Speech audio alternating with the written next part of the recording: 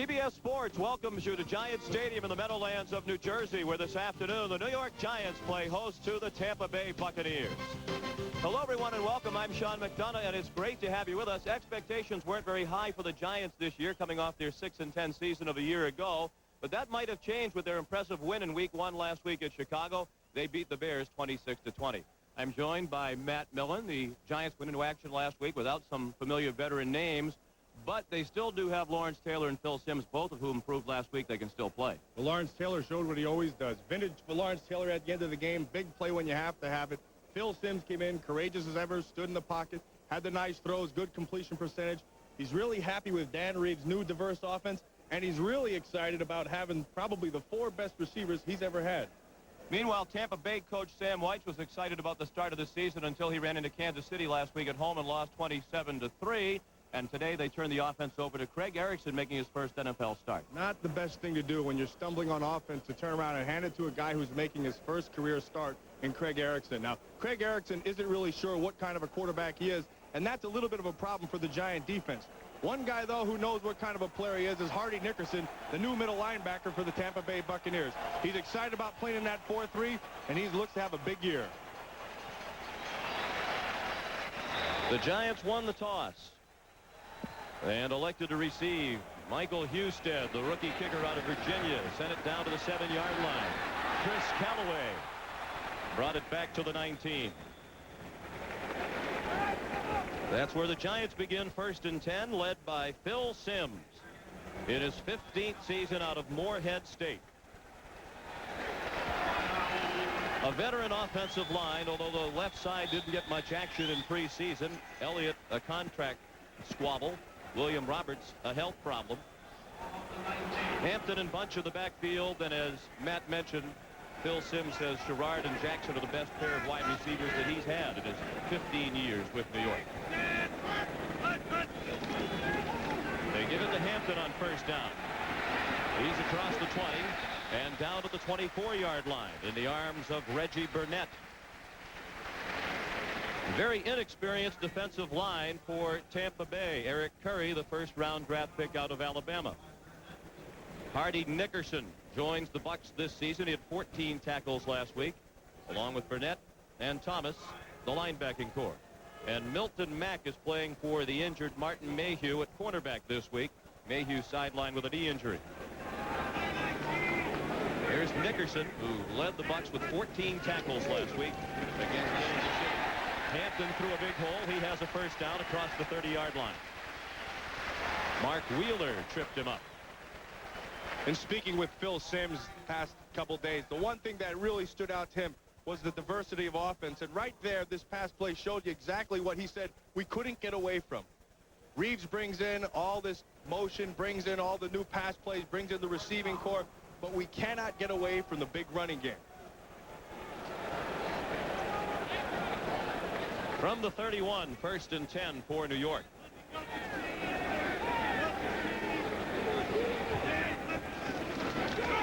Draw play. And Hampton is stopped after a gain of 1. That Tampa Bay defensive front, as you said, Sean, is really inexperienced. And they have 2 first-year guys, 2 rookies on the outside, and 2 second-year guys on the inside at tackle. Now, I'm looking at the film. If I'm a New York Giant, I'm thinking I am going to line up my big, experienced offensive line and just pound on these guys. Keep going after them until they can stop us. If they don't stop us, keep on bringing it.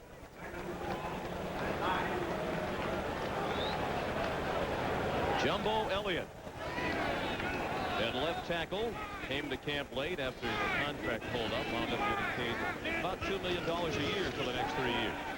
Simms stripped the ball from behind. Eric Curry knocked it loose.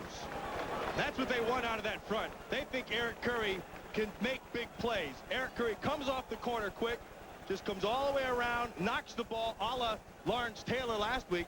Watch Curry, top of your screen, 75.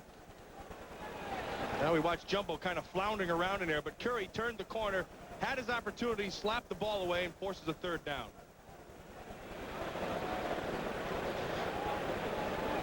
They like his style. They like his speed, his size. And, heck, he was the #1 pick. They should like him. The 6th player selected in the draft this year. Third down and 13 for the Giants on the opening series. Dumped off to Hampton, and he dropped the ball. And the Giants will have to punt. I think the problem there, Rodney Hampton didn't hear Terry Bradshaw in the NFL today. He didn't slap his hands together and go, ooh, ooh, ooh. And you did that much more calmly than Terry did. Sean Landetta.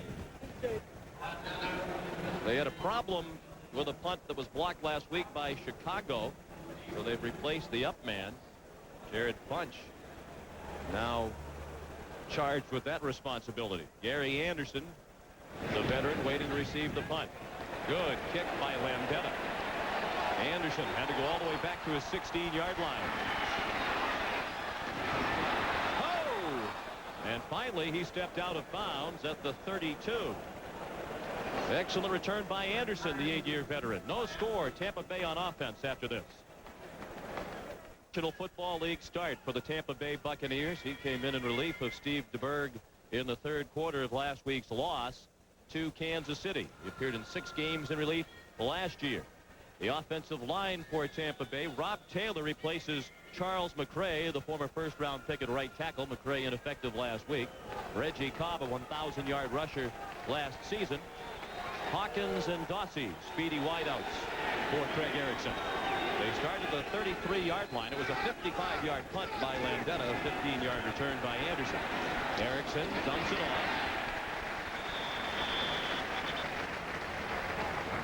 The tackle made by Michael Brooks in his first year with the New York Giants. He threw Anthony McDowell down at the 35-yard line.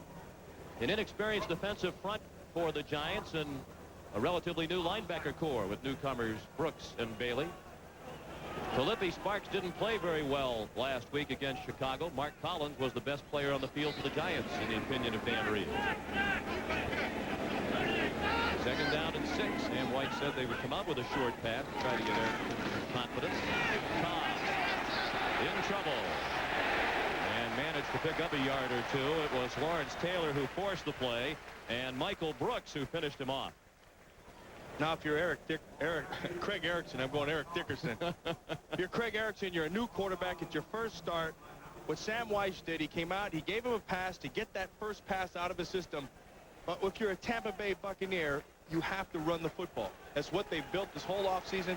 Get the ball into Reggie Cobb's hands and let him run the football. They couldn't run it all last week, and White's blamed that on the offensive line play. Cobb only rushed for 28 yards against the Chiefs on 17 carries. Movement. Tampa Bay was guilty of the infraction. There is a flag down. McDowell had it and lost it. It went out of bounds. And that'll be declined unless it never happened. The Giants will likely take the play and force fourth down and a punt. It was ruled a completion, then a fumble out of bounds by McDowell. An illegal motion is the call from the referee, Larry Nemmers. Illegal motion, number 80 on the offense. Penalty is refused. Fourth down. See, they declined it, so it never happened. Indeed, it never did. Sam White wishes last week never happened. Dan Straczynski in his second year with Tampa Bay will punt it away to Dave Meggett in his 5th year as the Giants return man. Straczynski's out of Indiana University. While he was there, the placement was Pete Stoyanovich, now with the Dolphins in Indiana. An outstanding kicking game. Meggett the fair catch at the 18-yard line. So again, the Giants will begin inside their 20 after a 45-yard punt. To the National Football League is. Welcome back to Giant Stadium on an absolutely beautiful day in the Meadowlands. 72 degrees at kickoff. A light breeze. Just a couple of fair weather white puffy clouds overhead. First and 10. Giants on offense for the second time. Rodney Hampton skipped out to the 22-yard line. Tripped up by Roger Jones, a reserve cornerback. And there was a little bit of that Dan Reeves diversity that we talked about. And where he'll be diverse is he's got to get the ball in Rodney Hampton's hands, and he's got to get Dave Meggett. He wants to move him around. So that last play, they came out, they took Meggett, started him in the backfield, motioned him outside, give him a 3-receiver look. That forces the Tampa Bay defense to go to a nickel look, and that opens up the inside running game. Second and 6 from the 22. 9:23 left in a scoreless first quarter. Sims on the run, through incomplete. Intended for David Megan. Intended for Megan. That was a good job right there by Rodney Hampton picking up the blitz. They came with the corner blitz. Floyd Peters' defense is going to take some chances. You want to cause some turnovers to happen. So they came with the corner blitz. They ended up getting the matchup on Megan down below with Roger Jones, and it's good defense. Relatively quiet crowd here at Giants Stadium. They were raucous during the introductions after the Giants win last week. Floyd Peters is the defensive coordinator for Tampa Bay. Phil Simms says his philosophy is rush the passer, then rush the passer. And they're rushing him again down the middle and caught. Ed McCaffrey in the Tampa Bay territory at the 47-yard line. He beat Darren Anderson straight up man. The one thing you got to remember about Ed McCaffrey, he's a long guy. He takes the long strides. It doesn't look like he can get there, and all of a sudden he's by him. Darren Anderson finds that right now at the man. Now he's looking for help from his safety, Marty Carter. He doesn't get there. Sims does what he does best, right on the money, first down. 49 receptions last year for McCaffrey. He had 2 last week against Chicago. Now Hampton down to the 40-yard line, tackled by Hardy Nickerson. For an NFL Today report, let's check in with Greg Gumbel in New York. All right, Sean, at Green Bay, Reggie White making his presence felt early against his former teammates. Watch him with the charge and strips the football from Randall Cunningham. The Packers recover and halt an Eagle drive in a scoreless first quarter, Sean. Well, it took the sight of his former mates to inspire Reggie White, who had not had a sack in 6 games, including the preseason. Heck, you want to inspire him? Do what you did there. Don't block it. Hampton threw a huge haul.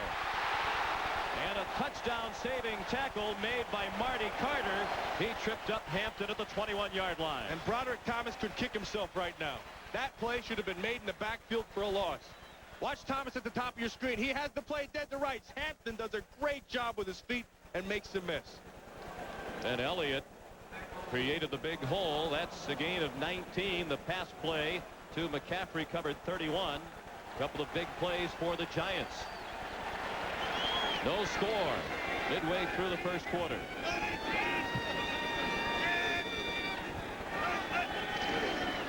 Hampton drilled by Nickerson, but another good gain on first down for New York as Hampton took it down to the 17 for a gain of 4. Hardy Nickerson. I tell you, Hardy Nickerson as a player, when I would watch him with the Pittsburgh Steelers, they kept him uncovered. He had to take on big offensive guards. He's not a real big guy. 230, 235 pounds. They brought him over into this defense. They set him free in a 4-3. They keep him covered. They let him use his skills, which is run to the ball, and he's a good, strong tackler.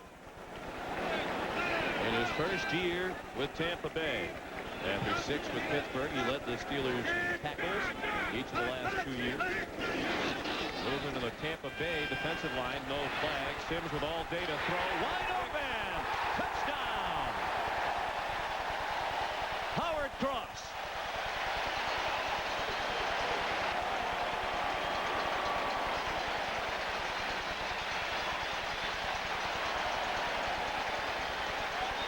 Howard Cross got behind the coverage of Reggie Burnett, and Sims was patient, wait for the game to get open. 6 points. Look at the patience in the pocket. He's looking for Sherrod at the top. It's not there. Wait. Here it comes. 6 points. 17-yard touchdown pass. Sims to Cross. David Treadwell in his second game with New York drives through the extra point. First touchdown catch of the year for Howard Cross. Sims and the Giants lead 7-0. Sean McDonough with Matt Millen back at Giants Stadium. New York has taken a 7-0 lead, an 82-yard drive on 7 plays. It took 3 minutes and 18 seconds. And capped by the touchdown pass, Sims to Howard Cross, the 5th-year tight end out of Alabama. So Brad Dalwiso will kick off. Dan Reeves used 2 kickers last year in Denver. Dalwiso to kick off and try long field goal. Treadwell to try the short field goal. And he has brought both of those kickers along with him to New York. As usual, Dalwiso kicks it into the end zone, and it is downed by Charles Wilson. Now, one thing that drives the defensive coordinator more crazy than anything is miscommunication, and this is a classic example. Look at this right here. Here's man, they're going man, they're going man. They got the safety in the hole. Now this should be man coverage. That's Reggie Burnett, and he ends up playing a zone. Now once he gets behind him, there's nobody there. Howard Cross gets behind the man. Reggie Burnett should have been locked up, and that's 6 points. And this game will drive you crazy because the guy who makes the least mistakes will win. And so it comes down to just being right. Greg Erickson hands it off to Reggie Cobb. He stopped for no gain. Picked up by Corey Miller. Corey Miller made the tackle, but Eric Howard made the play. Eric Howard just blew through the center of that offense line right there, blew the whole thing up in the backfield. When you can get penetration from your nose tackle, you're going to disrupt everything. There's Eric Howard. Loves his dogs, has 2 pit bulls, and he says he likes to play like them. And he does. 2nd and 10. Howard backing up Stacy Dillard these days. He missed 11 days of training camp with back problems. Erickson sacked. Tripped up by Keith Hamilton, the 2nd-year defensive end out of Pittsburgh.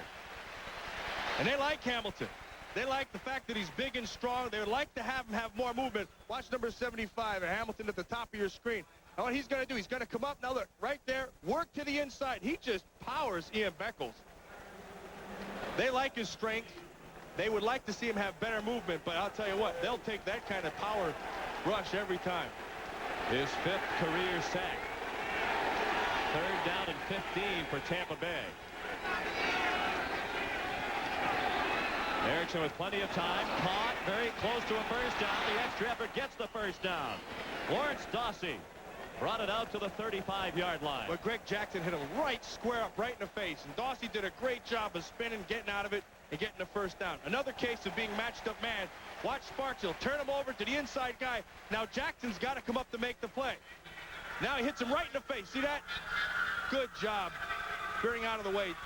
Dawsey gets the first down. You know what? Doesn't make a difference. Holding call, bring it back. Forget I ever said that. Yes, none of it happened. Wipe out the catch for Dawsey.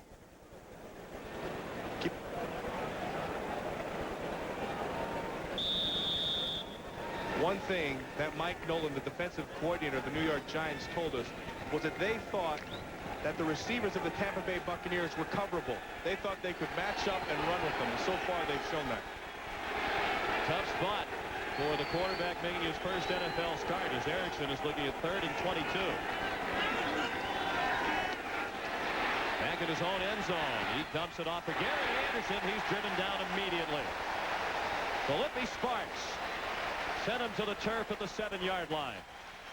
Good solid defense. You get him in 3rd and long. You just play your zones, let him throw underneath, come up and make the tackle. And a rousing ovation from the 77,000 on hand here at Giant Stadium. Straczynski punts from his own end zone. And Meggett is standing at the 50-yard line. 4:15 left in the first quarter. Good kick by Straczynski. Meggett had to go back to the 39. Right up the middle.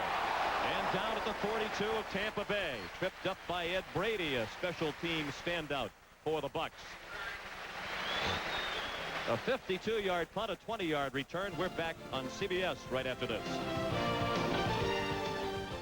Giants lead 7-0. A touchdown pass, Phil Simms to Howard Cross. And they have it back in excellent field position at the 42-yard line of Tampa Bay. Sam Weiss told us yesterday, he just thinks that his team is a better football team than the New York Giants. And if that's the case, they're going to have to start picking it up because they got their backs against the walls in the first quarter.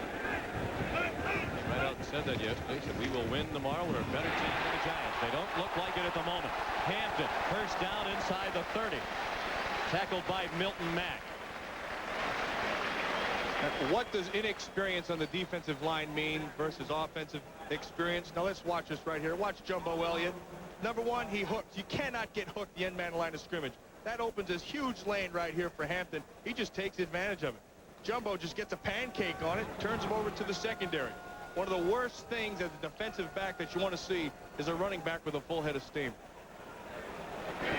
60 yards rushing already for Hampton on 8 carries. First and 10 from the 29. Hampton stepped over the debris in the backfield and made it to the 27. A gain of 2. Mark Wheeler, part of that young defensive front, made the play for Tampa Bay. We talk about the difference in experience. The Giants' offensive line, with a combined 23 years and 453 games of NFL experience, while the Buccaneers' defensive front 4 has combined for 2 years and 36 games in the league. And there's a lot to be said about experience. You know, you're in a defensive front. Who do you go to? Who do you look to? Santana Dotson has played 17 games in his NFL career. That makes him the graybeard. Sims to throw on 2nd and 8. Hit as he threw, and it falls incomplete. Ray Seals, a pass rush specialist for Tampa Bay, put the hit on Sims just as he went to deliver. And he's excited to be here. You know, he has his family brought down 57 people to come down to see him up. He never went to college. He's played semi-pro football, and what Ray Seals does, he gives him a little experience because he's played long enough. He understands the game. That's how you play the game. So you start making big plays, experience gets wiped right out. Mention the Seals never went to college. He's from Syracuse, New York, graduated from Henniger High School, worked in a factory after graduating from high school, then played for the Syracuse Express in the Eastern Football League. That's where the Bucs found him. 3rd and 8. Sims again. Pressure. Ricky Reynolds off. Ricky Reynolds with his first interception of the year, and the Buccaneers get it back, and now here's a scuffle inside the 15-yard line. And that's good. You know, that's just for show, and that's just to let them know you got the pick. Darren Anderson made up for that play earlier when he let McCaffrey get behind him, and he tipped the ball, and that allowed Ricky Reynolds, who had great coverage, to make the pick. Watch Anderson right in the middle of your screen. Now watch this good pass defense. They manned up outside. They kept 2 people underneath, one of them being Darren Anderson. He was just going to read the quarterback, and he does a great job. It's also a good job by Chris Callaway. Ooh, nice little shot at the end of that play. See that? Indeed. Ricky Reynolds, veteran for Tampa Bay, and because of the Buccaneers' lack of success over the years, you don't hear much around the country about Reynolds, but he is considered by his peers one of the best. Started 49 straight games for Tampa Bay. Erickson, a good throw to the tight end, Ron Hall. Yeah, well conceived and well taken care of. They go with the play action. We say we're going to line up. We got to get the ball in Reggie Cobb's hands, so of course you fake it to him. You come up with a tight end right down the hole. Bingo, first down. Out to the 28-yard line. See that huddle right there? That's their sugar huddle. You know, they get up in a line of scrimmage and they force you not to be able to match their personnel. 2 minutes left in the first quarter. The Giants lead 7-0. Cobb got across the line of scrimmage, but not very far before he was driven back by Michael Brooks, who's wearing number 94. He was number 56 over the last 6 years at Denver, but he said he had a feeling when he came to the Giants he wasn't going to get number 56. He had a hunch. They wanted to give him 53, and he said, heck, I don't want 53. That's Harry Carson. Chances are they'll retire. He'll be a Hall of Fame guy. I want to be my own guy, so I'm going to take my college number. So one of the tough things about replacing people in this Giant defense is that the people left expect you to play like who was there. 2nd down and 9. Erickson. Oh, nice Good catch. Lawrence Dawsey. His first catch that counts. He had the other one called back by a holding penalty, and he's out of bounds at the 42. Gain of 13 and a first down for the Bucs. Watch Dawes right at the end now. He runs precise route, break it to the outside. That's a great catch. I tell you, they picked up the blitz inside. They went with an inside backer blitz. Erickson stood in the pocket, showed some composure, let the ball go, still took the hit, but more important, made the completion. Dawsey only in his 3rd year, but he's the senior member of the Bucs wide receiver corps with the departure of Mark Carey. On their own 42, Tampa Bay with a 1st and 10. Under a minute to play in the first quarter. Cobb still can't get on track. And still can't find any blocking up front. Again, it was Brooks. And again, here's Greg Gumbel. All right, Sean, at the Metrodome, the Bears drew first blood against the Vikings. Jim Harbaugh with a 1-yard quarterback sneak, but a Minnesota field goal has just put the Vikings on the board late in the first quarter. It's now a 7-3 Bears lead. Sean? And here it's 7-0. But the Buccaneers have turned the momentum around. And Erickson in his first NFL start is 5 for 5 for 42 yards. On 2nd and 10, he's in trouble. LT in pursuit. Good job by Erickson. He threw it at the feet of Reggie Cobb to avoid the sack. Lawrence Taylor beat Rob Taylor, and Lawrence Taylor used the speed. Now that's that new rule. Now watch down the bottom of your screen. Watch Rob Taylor right here on Lawrence Taylor 56. He's going to get that quick arm under. Oh, he ends up getting on the back. Goes right by him. That's McDowell. Uses the speed. That's a good job. Craig Erickson did a good job by getting outside the pocket. Used the new rule. Just throw it away. There's no flag. And you asked Craig yesterday what he saw when he looked at film of the Giants. He said, you always find yourself looking at number 56. Always. He found himself live and in person looking at 56 up close. 3rd and 10. Good throw, drop. Courtney Hawkins had a first down in Giant territory had he held on. But he dropped it. That was a beautifully thrown ball. If I'm Craig Erickson, I better go over and tell him right now, Courtney, look, I don't get many chances like that, neither do you. You better make that catch. They get back again. Erickson told us yesterday he wasn't sure if he'd be nervous today, but he doesn't look it. Shown any signs of jitters, that's for sure. With 2 seconds left, this will be the final play of the first quarter.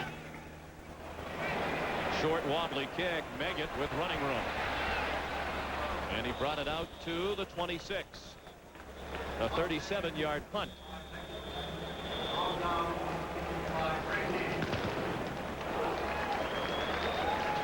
And the officials conferring. There was a flag on the play for an ineligible man downfield against the Buccaneers.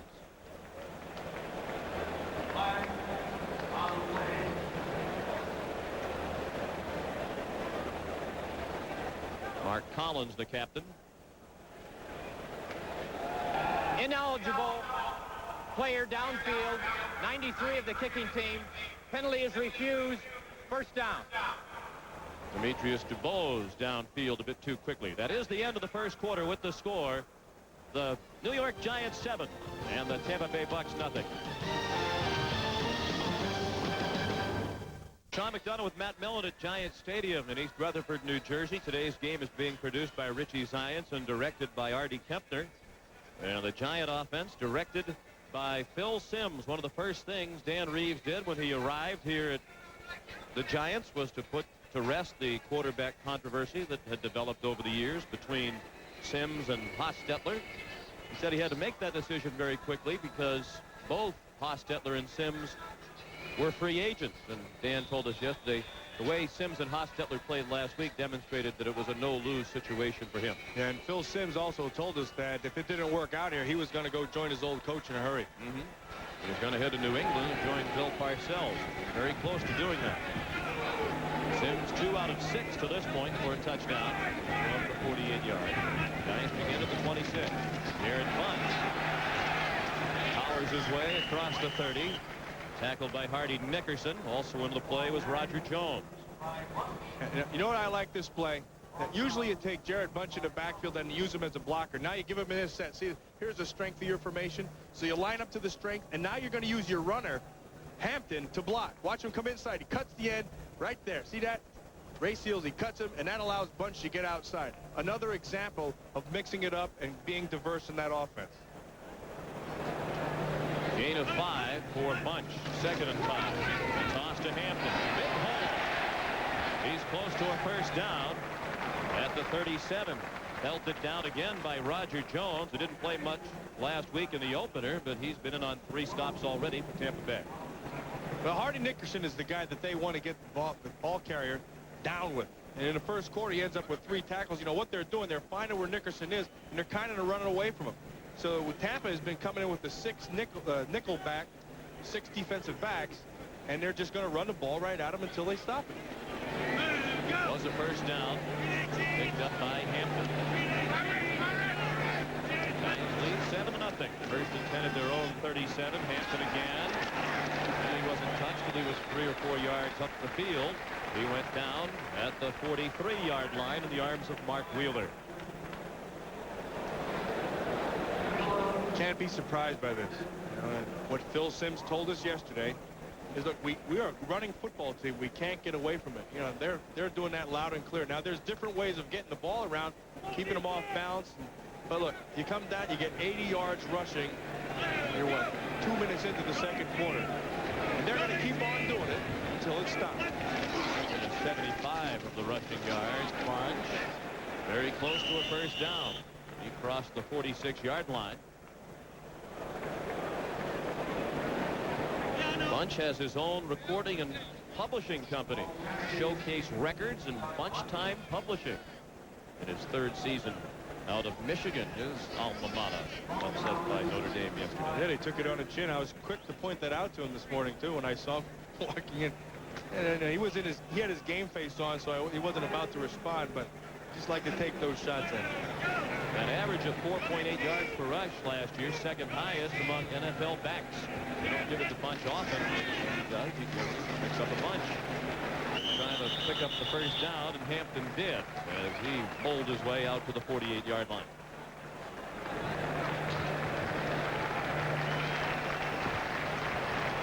Sam Weish knows that defensive front is very young, and he knows it's going to take him time, but really he has no choice. What are you going to do? We make a #1 pick in Curry. He's got to play. He's got to get his experience through playing. We have 2 young tackles who have a season under their belts. They're our best defensive linemen. And then you have another rookie on the other side, Ahanatu. The only way to get experience is to get out there and get beat on, and they're doing that right now. Play action fade. Sims looking for cross. Dropped it. Nice play right there. Hardy Nickerson does a good job. Turning with his man in coverage. Cross reaches up to catch the ball, and Nick Dickerson just knocks the ball away. Nickerson or Dickerson? Eric Dickerson played a lot today. Well, we had Atlanta last week, so he might still be fine. It was an excellent throw by Sims because Cross was in traffic, and Bill threw it in just about the only place he had a chance to catch it. It was Carter, a very hard-hitting safety, who delivered the big blow. And Nickerson doing a great job of staying with the coverage, making the play at the end. On New Orleans with a 10-0 lead. Morton Anderson with a field goal in that game. His 25th in a row. That's an NFL record all by himself now. Megan. First down, Giants. He's down to the 39-yard line of Tampa Bay, tripped up by Marty Carter. Yeah, he was aided by a great hold on Eric Curry by Derek Brown, the tight end. They try to sweep. Now, watch that right here to the right side of your screen. Right here. See this right there? There. That's Eric Curry, 75. He's just going to get held by Derek Brown the whole time. Watch. Kind of off your screen, but there it is. See that? That play should be made right there. But it's not called. Meggett turns it up in a big game. 13-yard gain for Meggett, who's happy to be in Dan Reeves' system. He thought that he wasn't used very creatively by Ray Hanley's staff. He was mostly in predictable situations on third down the last 2 years. From the 39 of the Bucs, Sims again with plenty of time. Aaron Pierce was out of bounds. Even if he had caught it, it wasn't going to count. He went out of bounds and came back in. Phil Simms has been trying to hit his tight ends in this so far in this game, and he really hasn't gone to Jackson or Sherrard, who they really like, and they'll be a big part of this. But so far it's been Cross, and that time it was Pierce. Illegal hands to the face. Number 76, offense, 10 yards, still second down. Jumbo Elliott called for the penalty. Now, you have a rookie, so you don't want to take it to him. Now, Jackie Slater for the Rams, he really did this all the time, as much as you can. Now, watch Jumbo Elliott. Hey, you get him upfield. Now, stick your hand in his face. Let him know you're there. Let him talk to him. Don't let him move. That will the penalty's called, but the play stays in his mind. Jumbo Elliott today making his 38th straight start at left tackle. He's the Giants franchise player. More importantly, an honor even greater than that, the last 3 years he's been on the All-Madden team. Thank you. First and 20 back at the 49-yard line. 7-0 New York. 4 minutes deep into the second quarter. Hampton down at the 45-yard line. Tackled by Barney Bussey, longtime Cincinnati Bengal in his first year with Tampa Bay. One thing about this Tampa Bay deep, they're going to hit you. they're going to come up and they're going to smack it. If they have their chance, they're going to take it. In fact, Sam Weiss told us last night, you may see some pushing and shoving and guys going to the ball all the time, but I want that. I wanted to change the attitude last year. Hey, we want to be physical, so you're going to get all that.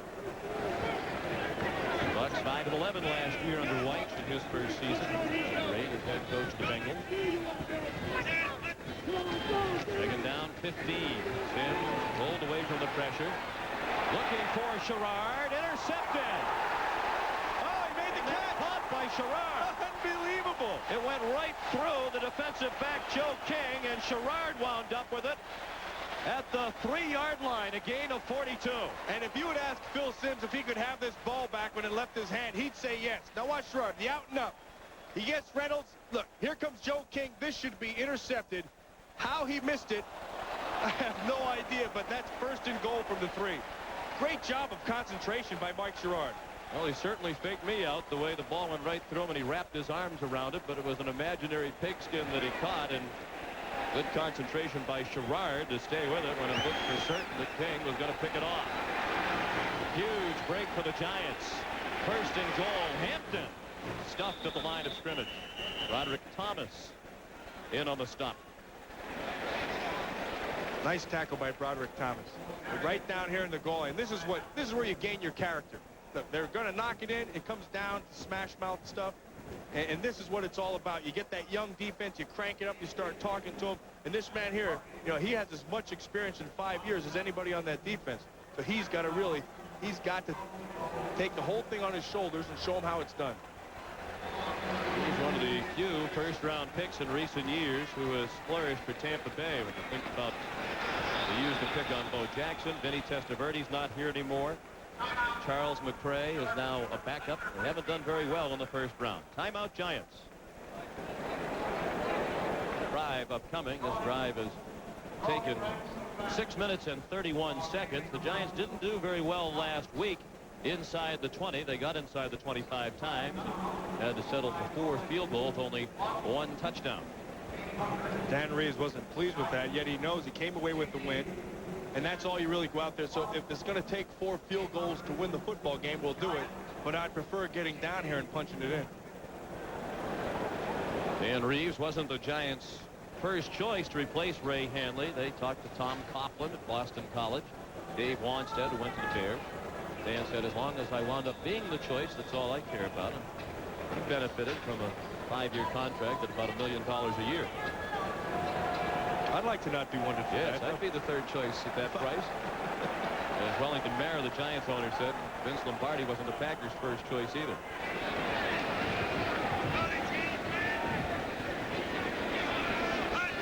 On 2nd and goal, Hampton, touchdown.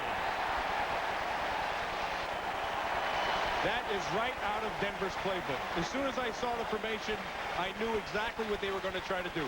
They get the receivers out there, they go with the motion, they try to get as many defenders away from the middle as possible, then they just hand the ball to Hampton and blow it right up the middle. Now the receivers are out, it's just one running back. Your keys are simple as you're a backer. They're just going to blow it right up the middle, and Hardy Nickerson actually gets a poor jump. Nobody touched him. He could have made that play in the backfield. First touchdown of the year for Rodney Hampton, and David Treadwell adds the extra point. With the score, the Giants 14 and the Buccaneers nothing. We'll return to Giants Stadium right after this. 93, and they lead 14-0.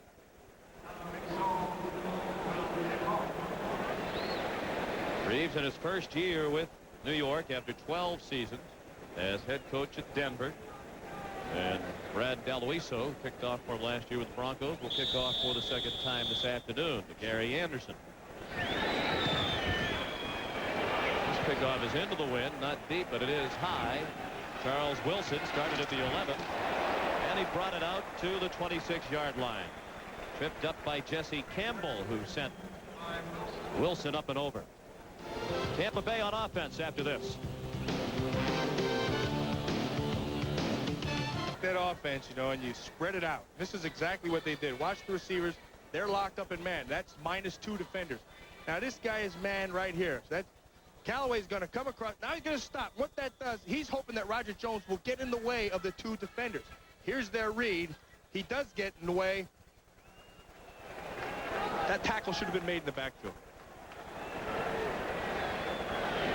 Tampa Bay trailing 14-0, trying to get Cobb off and running. First time he's had running room today. Picked up 5. He had 4 carries and 2 yards rushing prior to that attempt. Coming up after football, the U.S. Open men's final, live from the National Tennis Center. The number 2 seed Pete Sampras takes on the number 15 seed Cedric Pioline. As 2 weeks filled with upsets come to a close at Flushing Meadows. And Sampras, the 1990 U.S. Open champion, trying to win his second Grand Slam event of the year. He won Wimbledon. Giants showing blitz. Brooks right over the center. Erickson might be changing the play. Brooks jumped off the line of scrimmage. Erickson just did get the play off, and it doesn't get anywhere. Lawrence Taylor, the tackle on Cobb, and let's check in again with Greg Gumbel in New York. All right, Sean, at RFK Stadium in Washington, Mark Rypien on the run, hit by Eric Swan of the Cardinals, suffered ligament damage to his right knee. We don't know how severe. We do know he will not return today. Kerry Conklin quarterbacking the Redskins, who are down 10-0 in the second quarter. Sean? Ho-ho! Rypien left that ball game 2 for 6 passing for only 25 yards against Phoenix. 3rd down and 3 for the Buccaneers. Erickson complete for a first down. Last time they went to Courtney Hawkins, he dropped it, and it would have been a big first down. This time he held on to move the chains out to the 44-yard line. Well, Erickson had a lot of time, and here's the reason why. Watch Scott Dill, 76, and then McDowell, and they just double him, give him enough time for him to be patient in the pocket and wait for that to develop. That was a gain of 12. This is a gain of 3 for Reggie Cobb, tripped up by Carlton Bailey, the left inside linebacker, number 54. Another newcomer to the Giants defense. No longer do we see Pepper Johnson, Carl Banks, Leonard Marshall. There are some newcomers, and Brooks said it's a little bit difficult to be a new guy. Well, and they expect you to play like the guy who used to be there. So, you know, you're not Harry Carson, you're not Pepper Johnson, and I'm Carlton Bailey. What Mike Nolan, the defensive coordinator, told us is that the players have to be patient with the scheme and players they have on the field. Erickson to throw on 2nd down. Nice ball.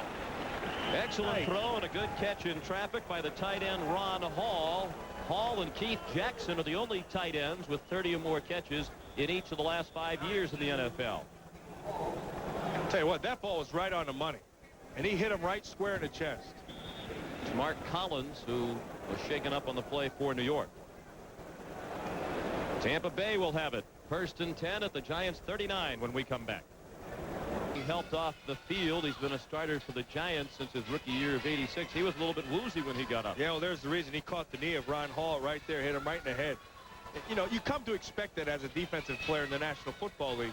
But Mark Collins, Dan Reeves told us that although Lawrence Taylor got the NFL Player of the Week on defense last week, Mark Collins was the best player on that Giant defense. He's been replaced by Corey Raymond in his 2nd year out of LSU. He played last year mostly on special teams. 1st and 10, Tampa Bay at the Giants 39. Another man open and a completion. Lawrence Dossie with a first down at the 25-yard line.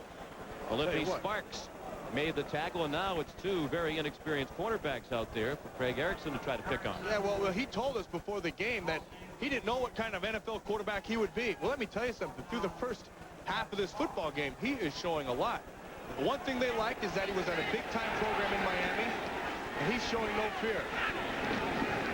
Cobb picked up a few. They got a gain of 3 before Stacy Dillard took him down. Really, the Buccaneers should only be behind 7-0. It's still somewhat astounding that Joe King didn't make the interception on that last touchdown drive for New York. Oh, he didn't make? I thought he made it. He did. That's amazing. Very briefly. Erickson 8 for 10, but more important, he's in control right now. He's seeing everything. He's seeing the field. He's hitting the people he wants to hit. The 2 incompletions were one dropped by Hawkins, and the other he just threw away to avoid a sack. There is a flag at the Giants. And here's Taylor. That's all for naught.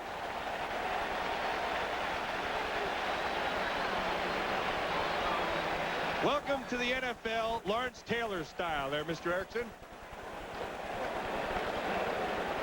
You see Bruce Reimers right there, pointing towards New York. They were offside was Keith Hamilton, who moved. Yeah, watch right there. See, there's the jump. And on the top of your screen, they tried to cut LT. You can't do that. You got to stay big on big when you're blocking Lawrence Taylor, and that means a tackle, and you got to help him, which we've seen. McDowell, on another play, he tried to get him one-on-one. You can't do that. When you're blocking Lawrence Taylor, you have to go big man on big man. He's the all-time sack leader in the NFL with 128, 4 more than Reggie White. Makes it 2nd and 2, an impressive drive for the Buccaneers, led by Erickson. Play action pass. Oh, nice play. Ty.J. Armstrong. And he is in for the touchdown. Armstrong broke free of Corey Miller and took it in, a 17-yard touchdown pass. And the Buccaneers are on the board, their first touchdown of the season. And you know what? I know I'm getting old because you know what I saw right there? That's Cincinnati playbook right there. That's a great job. They'll have Ty.J. Armstrong come down. The toughest thing in all of football is to cover the crossing receiver. They play action to him. Armstrong beats Miller, gets into the score. Miller couldn't bring him down. And Michael Husted, out of the hold of Straczynski, drives through the extra point. Ty.J. Armstrong in his 2nd year out of Mississippi. He's named after a cologne his mother liked when Ty.J. was born. Ty.J. Armstrong, what they like is not the scent on the field, believe me. What they like is the fact that he's big, strong, and he can run, and he shows it right there. You know, he beats Corey Miller, and then when Miller has the opportunity to make the tackle, it doesn't happen. Let's watch Ty.J. Armstrong right down here. See this? They're going to play action. They're going to bring everything back this way. They're going to bring him right underneath. See, you fake the block, you fall down. Right here, there's the key. You fall down, and then after everything starts to come this way, you run. Actually, Corey Miller does a great job. That is not his man.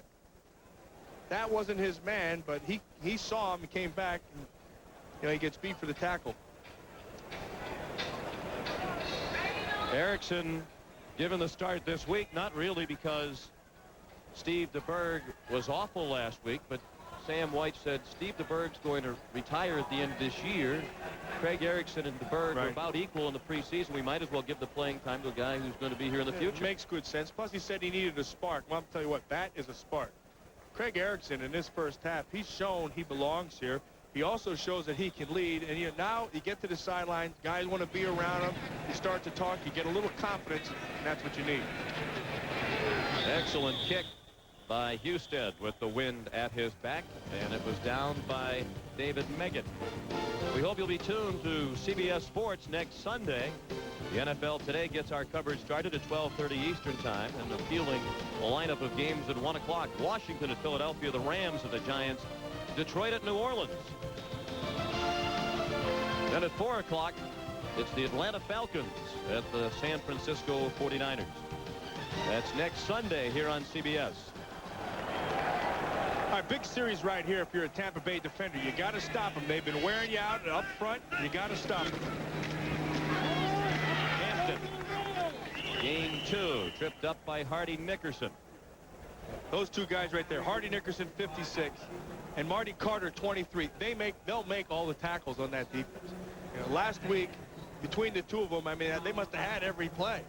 Marty Carter, number 23, led the team in tackles last year. He doesn't have great speed, doesn't have great range, but he has a great ability to get to the football. Now, a lot of times you put guys on the clock, they run 4-4, but they can't get there. Marty Carter can get there. He reported to camp late this summer. Didn't show up at Bucs camp until August 16th. 5 seconds left on the play clock. They got it off. Gave it to Hampton. He's down just short of a first down. Again, it was Nickerson who made the tackle. I was amused by your conversation with Nickerson yesterday. He has such a nasty demeanor on the field. Yeah. Yet when we spoke with him yesterday, he was very soft-spoken, said shucks 3 or 4 times. And you asked him when he makes the transformation into that feisty football player. He said about 6 o'clock last About night. 6 o'clock. You know, the funny thing, I saw him this morning. He had that game face on, no smile, wanting to play. You know, you get into his zone as a player. And if you're a middle linebacker, you really got to get into the zone because the middle is your domain. Hampton now with 92 yards rushing on 17 carries. 3rd and less than a yard. Sims keeps and picks up the first down. Two things you see right now. Number one, you see that the Giant offensive line is dominating the front four of the Tampa Bay Buccaneers. The other thing you see is that the Tampa Bay defensive front, they're going to have to make adjustments in the second half. The adjustment that they're going to have to make, they're getting to the corner too quick. They've got Hampton out in the flat way too fast, 92 yards in the first half. They've got to be able to get the safeties up and play the defense and force it back into where your people can make the play. 2-minute warning in the Meadowlands. The Giants with the ball and a 7-point lead. 2-minute warning at Giants Stadium. New York leads Tampa Bay 14-7. The Buccaneers have never won in this stadium. They're 0-4 here against the Giants and 0-6 all time. They've lost twice in this stadium to the New York Jets. Mark Wheeler has suffered a knee injury, and he is heading to the Tampa Bay locker room. Second-year nose tackle out of Texas A&M. And he's been replaced by Eric Hayes in his third year out of Florida State. He appeared briefly last week against Kansas City and made one tackle. He's a former starter for the Seattle Seahawks back in 1991. Knee injury led to his release by the Seahawks. On first down, it's tipped to the line of scrimmage, and it falls incomplete. Nice job by Milton Mack getting his hand in there on Mike Sherrard, knocking that ball down. The crowd wanted a flag because Sherrard was bumped, but the ball was tipped near the line of scrimmage, and therefore the contact is legal. Now, this is a good job. That was very good defensive backfield play right there. Milton Mack has his outside hand above his shoulder, and with his inside hand, he goes and knocks it down. If he misses the ball, you make the tackle. If you don't miss the ball, that's the way it goes. Milton Mack starting for Martin Mayhew today. Mayhew signed as a free agent away from the Redskins, and they expect him to be a big part of their defense. But he's out with a knee injury. They hope he'll be back in 2 weeks when the Buccaneers are next in action against Chicago. On 2nd and 10, Sim threw it too high, even for the lanky Ed McCaffrey, who stretched out his 6'5" frame and couldn't come down with it. Coming up on the NFL Today halftime report, Greg and Terry will have all the scores and highlights. Plus, Tim Ryan will have a preview of the U.S. Open men's final between Cedric Pioline and Pete Sampras. That's a minute and 51 seconds away. There is an injured Tampa Bay Buck on the play. It's Eric Curry, rookie defensive end out of Alabama.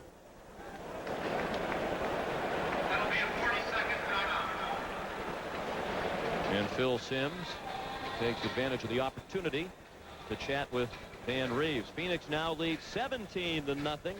Ron Moore just went off on a touchdown run of 18 yards. New Orleans throttling Atlanta. Atlanta looked very bad in losing last week to Detroit, and they're getting hammered again. Detroit leads 7-6. New England fumbled the opening kickoff, and Willie Clay ran it in for a touchdown. The Patriots with 2 field goals, and a battle of field goals in Cincinnati. Here's Ray Seals into the football game to replace Curry. Seals started 8 games last year. Was hampered by knee and ankle injuries. The report from the Giants sideline on Mark Collins is that he suffered a mild concussion, and they're not yet certain whether he'll be able to return. So far in this game, the wide receivers of the New York Giants have been relatively quiet. And really, they haven't had to do anything because they've been pounding the ball at that running game. 3rd and 10.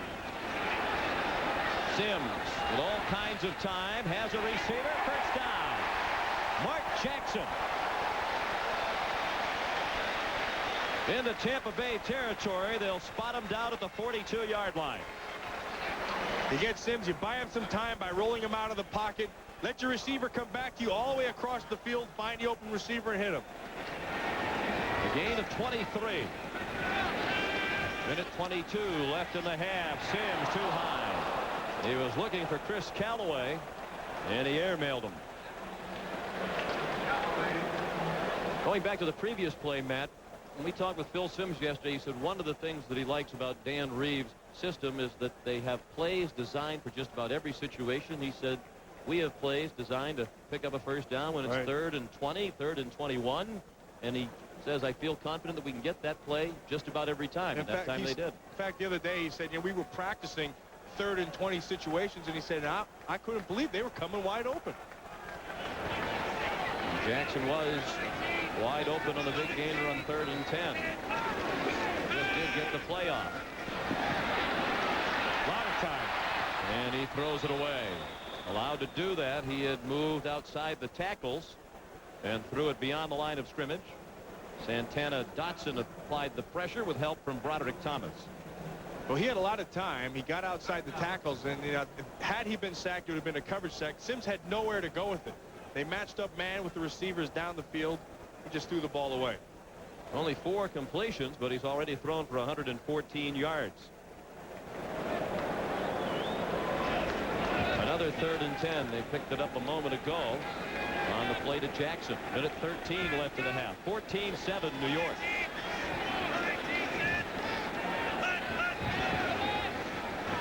Sims again with all kinds of time. Sherrard went to his knees. They credited him with the catch, but he's short of the first down, and the clock runs. That looked like he dropped the ball to me. Well, I'm not going to say anything after Joe King had the ball go right through his arms. Crowd wants Dan Reeves to go for it. It would be about a 54-yard field goal from here. And they're going to go for the win. They're also letting the time run down. The Giants have 2 timeouts remaining. It's really beyond the range of Treadwell. He's never made a field goal of 50 yards or more in his career, and this one is into the wind, but they do occasionally try Brad Dalluiso on long field goals, and Dan Reeves says in practice he can kick a field goal of 65 yards. Yeah, but the key there is that it's practice. I can kick field goals in practice. I can't 65 yards? No, I can say they're 65. Doesn't matter who's watching. Dalluiso has a very strong leg. Reeves says it's the strongest leg that he's ever seen, but he's not very accurate. And as a result, he can win a regular job as a field goal kicker. He remains only a kickoff specialist. Well, what we've seen so far has been a dominant offensive show by the offensive linemen of the New York Giants, going against the inexperienced defensive front of Tampa Bay. But we also saw a hot Craig Erickson. We saw him getting some time and the receivers getting open, and the second half we can look for more of Craig Erickson, and with that passing game, that should let Cobb's running game get better and better and better. It's 4th down and 5. The Giants let the clock run all the way down to 1 second on the play clock. 28 seconds in the half. Didn't want to leave Tampa Bay with time should they not pick up this first down, but if they do, they won't have much time left in the half themselves. On 4th and 5, it is Sherrard has the first down. The clock runs. Sherrard spotted down at the 28-yard line. Milton Mack wrapped him up, and the Giants use another timeout. And they don't have any timeouts left with 20 seconds remaining in the half. When you see that play as easy as it looked, you think, why did they take their timeout a little sooner and get more time on the clock to make another play? Try to get out of bounds, and then you have another timeout. Now they have no timeouts left with 20 seconds. You got to get out of bounds or into the end zone. It was an interesting decision to let all that time run off the clock. Dan Reeves played for Tom Landry at Dallas for 7 years. Then was an assistant coach under Landry. Coach Landry says Dan Reeves is the most competitive person that he has ever met. And that competitiveness never leaves him. And you can see it when he's out on the field. He wants things done his way, run the right way, run it over and over until it gets there. And you know what? The players have responded. Bill Sims says all football players like discipline, and that's what Dan has brought to the New York Giants. 1st and 10. Sims trying to get it to the sideline. He does. Sherrard. They run the clock. He did not get out of bounds at the 16-yard line, and now it's 9 seconds left in the half. Sims stops it with 3, and he can't believe that Sherrard was not ruled out of bounds on the near sideline. Well, like we said, they're going to try to defend the sideline, so you're going to get the people out there. Sherrard is going to try to get out of bounds. There's the throw. Now, you be the judge. Is he tackled in bounds or is he tackled out of bounds? Oh, I'd have to say out of bounds, wouldn't you? Yeah, well, this guy, see this guy right here, he says he's in bounds. That guy is Paul Widener, the head linesman. As a result, it's a field goal try for Treadwell. 3rd most accurate kicker in NFL history, with those who have made more than 100. That's a 33-yarder, and it takes us to halftime.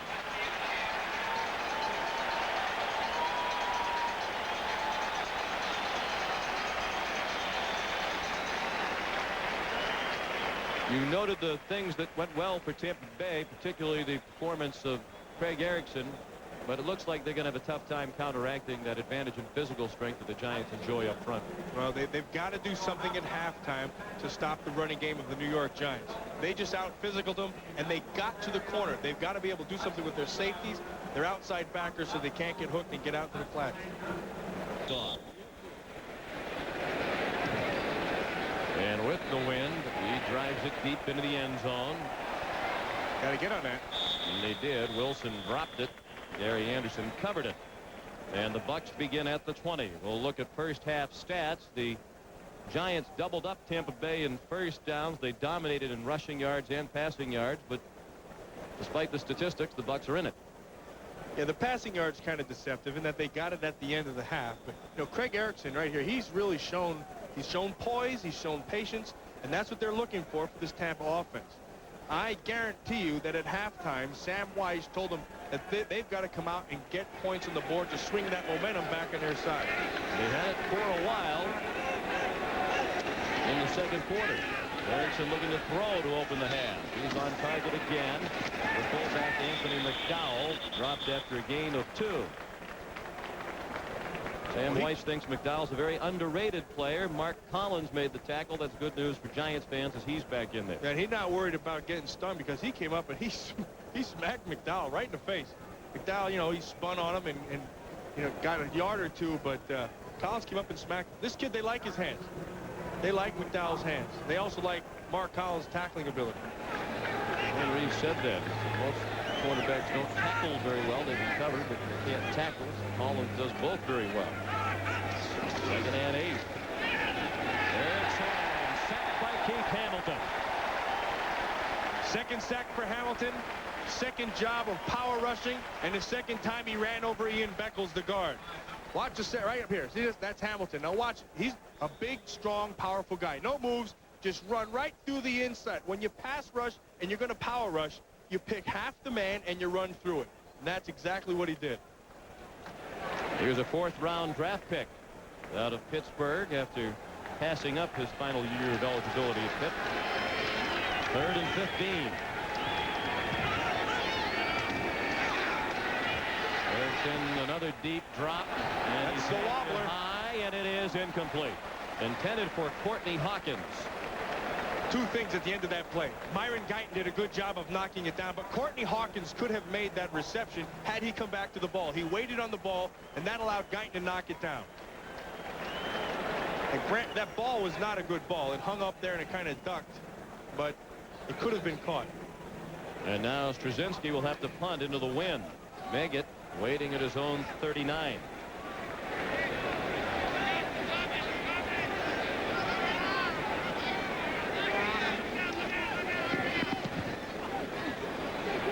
Short wobbly punt into the wind, fielded at the 45. Meggett trying to get wide. Oh, nice block. He got a terrific block from Lewis Tillman and turned it in to a big return into Tampa Bay territory. They'll mark him out at the 47-yard line. That looked like that return was going to start up the middle. Ron Hall did a good job, came down and took his shot, forced him to the outside. And then Lewis Tillman did a good job of reacting on the run and coming back and make the block to spring him down the sideline. There's Lewis Tillman. Excellent special teams player. Was their special teams captain last week at Chicago. And a good running back. They like the way he runs, but hey, Rodney Hampton's running. At the 47 of Tampa Bay, outstanding field position to open the second half for New York. They lead by 10. Sim after the play action. Throw short of Mark Jackson. Too much time. Now they went with the play action that held the backers, but that's just still too much time back there. If you're a Tampa Bay defender, you can't cover that long in the National Football League. I mean, the guys are just too good. You got to get pressure and force the throw. This Floyd Peters, he knows he's going to have growing pains. You know, we spoke about it early in the telecast, and we spoke about it before the game with Floyd Peters, and he's willing to be patient, but he wants to see improvement. 2nd and 10. Hampton has all kinds of running room. And he's down very close to a first down at the 37-yard line. Ricky Reynolds and Joe King combined on the hit, and it was a pretty good hit. Good hit and very well conceived. Rodney Hampton has the hot man. Watch right here. Watch Rodney Hampton right there. He's going to come over, and he's got the hot man. He's going to bypass him, go underneath, and let him. See, there's the coverage. He doesn't cover him. He's open. Just throw it out to the flat and let him run.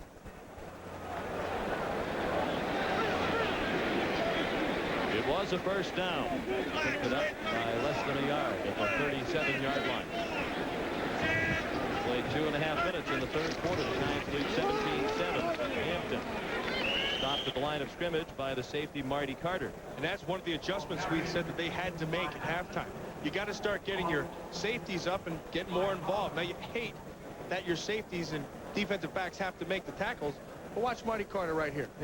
He's doing a good job of sticking his face in there. Bring him off the corner, get involved in the tackle. You know, when you have your shot, you got to make it. Marty Carter did just that.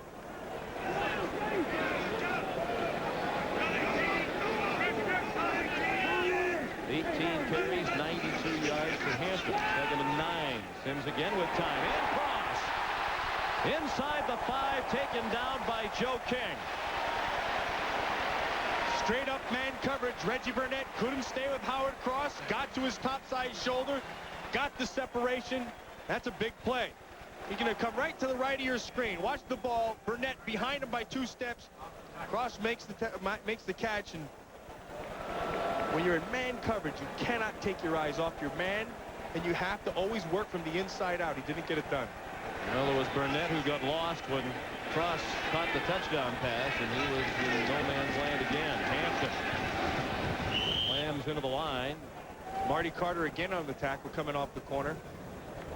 He's a hurting buckaroo kind of. Marty Carter's a physical guy. He has a nose for the ball. We spoke about him earlier. You know, he doesn't have the great speed, but he knows how to get to the football. And if I'm putting a football team together, I take a player like Marty Carter because he knows how to play the game. Time in and time out, you get a guy with the great times. He can jump, he can do all those things, but he can't play. Marty Carter can play. A very good play out of Middle Tennessee State. He was an 8th-round draft pick in 1991. There it is. Hampton. Nice by job. Carter. Hey, there's a surprise. Marty Carter making his 3rd tackle in a row. That's for a loss back to the 5-yard line. It's big-time defense down there. We talked about building character with a young team. That's how you do it. You make plays. When you're inexperienced, you got to get experience by making the play. Then you start to develop some confidence, and then you start getting that whole thing on the back of your shoulder like you know you can do it. Sam White said that was one of the most important things that he needed to do when he took over. Get ready to get rid of the attitude that had developed in Tampa Bay where they had tried to accept losing. 3rd and goal from the 5. Shovel pass. And it falls incomplete. Penalty flag thrown on the play as the shovel pass actually hit Doug Riesenberg, the right tackle. Illegal catching of a pass. Number 72 offense. The penalty has just lost it down. 4th down. Riesenberg was wide open. Why wouldn't he throw it to him? He looked open to me. Trying to get it to Derek Moore, the shovel pass, a staple of the Denver playbook over the years for Reeves, and he brought it with him to New York. And it's a good, safe play, and it's a nice mix-up down there. But a big stop for Tampa Bay because even if the Giants kick this field goal, it keeps the Buccaneers within 2 touchdowns. David Treadwell, perfect as a Giant in field goals, 5 for 5, 1 for 1 today. And he's still perfect. The 2nd field goal of the day by Treadwell, 22 yards. Marty Carter almost single-handedly has brought this Tampa Bay defense a little respectability on the goal line. 8 tackles total, but 2 in a row down there where it really had to count. And he was part of the adjustments that Floyd Peters had to make at halftime. There's Floyd Peters, defensive coordinator for the Tampa Bay Buccaneers. And he knows he's got to ride some shoulders, and Marty Carter, Hardy Nickerson, Santana, Dotson, those are guys he's got to ride. He knows it. He expects it. And he's starting to get it. Brad DeLuiso. It would be a major upset if he didn't kick it into the end zone. And again, he drives it 7 or 8 yards deep. No choice for Gary Anderson. He had to take a knee. The Buccaneers, led by Craig Erickson, go back on offense, down by 13 right after this. Welcome back to Giants Stadium on this spectacular Sunday afternoon in the metropolitan New York area. The Giants trying to go to 2-0. Lead Tampa Bay 20-7 with 9:31 left in the third quarter. Sean McDonough along with Matt Millen. The Buccaneers about to go back on offense, 1st and 10 at their own 20-yard line. Craig Erickson had the whole team over at the sideline during the TV timeout. They line up right over the ball and give it to Reggie Cobb. Excellent individual effort by Cobb to make that into a 3-yard gain after it looked for certain that he'd be thrown for a loss. Carlton Bailey finally made the tackle. Yeah, that's a great job by Cobb getting to the outside, you know, and it took some doing because Lawrence Taylor played it picture perfect. He didn't get the tackle, but he forced it wide, allowed for people to come up. You know, when you talk about Lawrence Taylor, you ask anybody for opposing offenses, they still say when we're watching a film, your eyes just go right to Lawrence Taylor. Both coaching staffs said that LT is about 85 or 90% of what he once was, and that's still better than just about everybody else. Excellent catch by Ron Hall. And a tremendous throw on the money where it could only be caught. Craig Erickson hits the tight end for a first down out to the 33-yard line. Watch the ball. It's right on the line. It's thrown only where it can be thrown, away from the receiver. Good job by the official of getting in Michael Brooks' way. That's a nice ball. And Hall came off the field. He's in his 7th year out of the University of Hawaii. Led by Cobb again. Backpedaled for a few out to the 36, tripped up by Michael Brooks. And again, Sean, what we're seeing, this offense is of Tampa Bay. They are shown much improved over the film we watched of last week's debacle. That thing, they look terrible. They should take that film and throw it away. Right now, they're playing good offense. They still can't get Cobb motoring. Last week, 28 yards rushing on 17 carries. Today, he's carried 10 times. Has only 20 yards.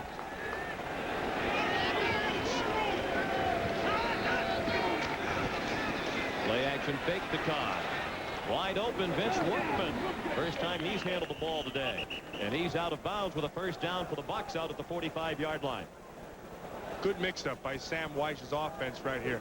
You know, they're mixing the run, the pass. They're working all the field and hitting the corners on the run, the inside of the run. They're hitting a long pass, coming up short. You know, everything he can do, Sam Weich is doing to keep that Giant defense off balance. 1st and 10, Tampa Bay. Midway through the third quarter, the Giants lead 20-7.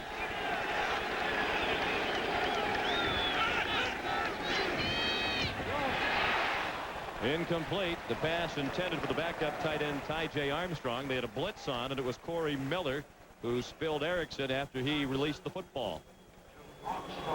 Corey Miller's a guy they would really like to see him get better than he's playing right now. You know, he's kind of a stiff guy. He's not real fluid. He's strong at the point. They would like more movement out of him, and he's getting pushed right now. Young Buckley behind him, they're pushing him, and they want him to be the player that he's capable of. But if he doesn't make the progression like they think, they'll make a change. Delay to Cobb. He sidestepped Hamilton in the backfield. Fumble the football.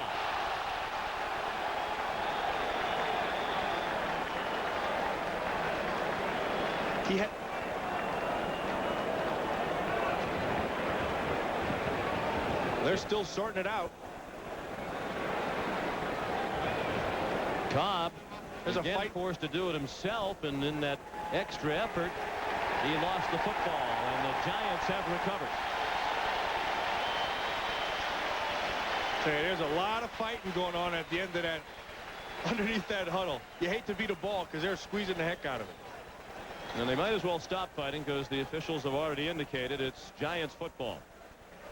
The worst position in all of football is to be under that pile with all that massive humanity on top of you. That's a very rare fumble for Cobb. Last week he had a string of 185 rushes without a fumble ended. Now they changed the call. At least that's what the Buccaneers players are signaling. Joint possession of the football. It belongs to the offensive team. Joint possession of the football. You ever heard of that before? No, that's a new one on me.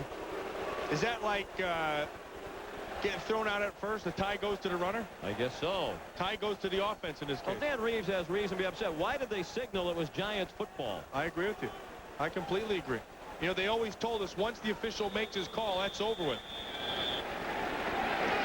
That's what Dan Reeves is saying. They've come to the conclusion that it was Giants football, apparently for no reason. Now it's 3rd down and 10 at the 45-yard line. Chorus of boos raining down from the 77,000 here at Giants Stadium. Buccaneers trying to capitalize. They do. Dawsey down at the 31-yard line. Greg Jackson, he knew that was his ball all the way. He broke on it perfectly, got the hands up, went right through it. Lawrence Dawsey makes a great catch. Great job of concentration. Watch Dawsey, number 80. He's just going to go up now from the top of your screen. See this? That's a beautiful break on a ball. Unfortunately, he didn't catch it. And fortunately, Lawrence Dawsey makes the catch, and they're on the move. Reminiscent of King missing the ball in the first half. That ball almost passed through the hands of Jackson. Cobb slams it down inside the 30, tackled by Mike Fox. Fox was a holdout in training camp, didn't sign with the Giants until mid-August, and despite never having been a starter, he signed for 2 years and $1.4 million. The price tag is indeed going up for National Football League players. And it's going up for players who are big and strong. You know, one of the things that Mike Nolan, the defensive coordinator of this Giant defense, told us was that he was very pleased with the fact that he had big people up front.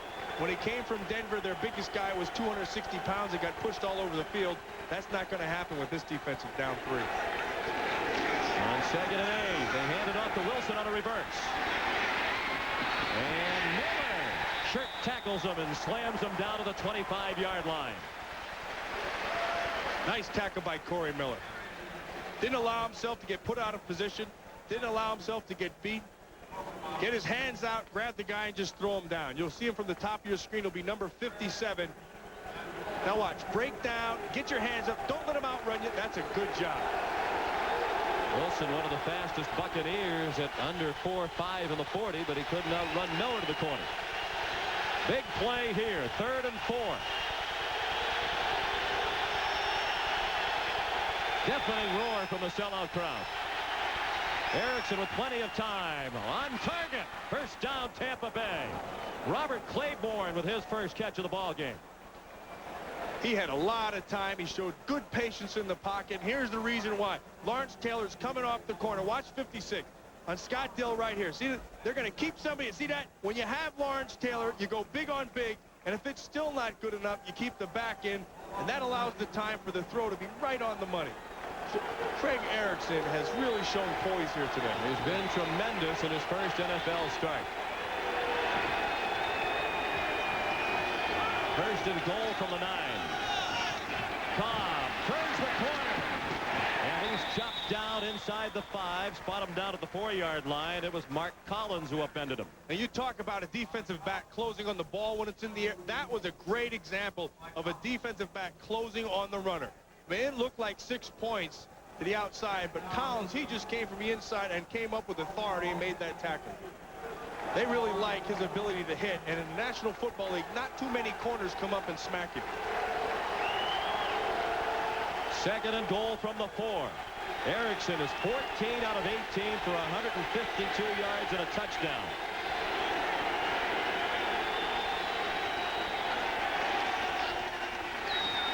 To the end zone, too high. Oh, he knew it, too. Throw it away. Courtney Hawkins, though, was open. Yeah, he knew it. Craig Erickson had him wide open. He let the ball go, and he wanted it back as soon as it left his hand.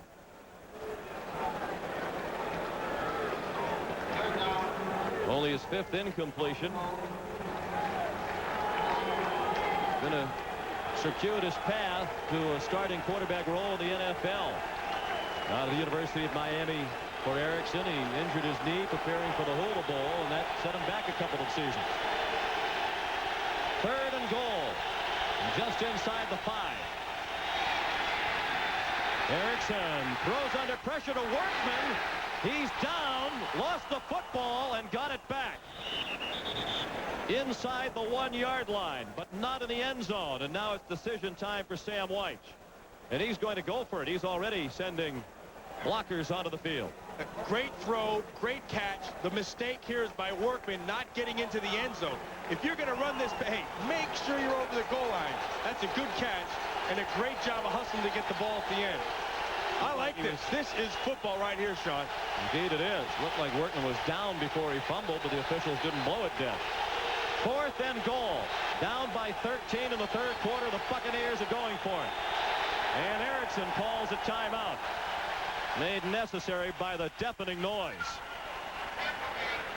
We'll be back with a 4th down play right after this.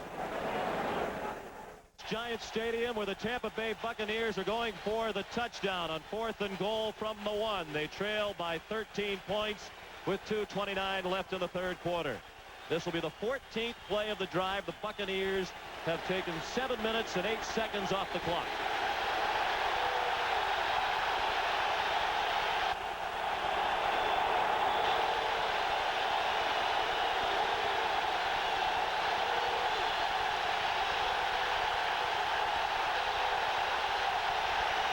Erickson hands it off. Cobb stumbles.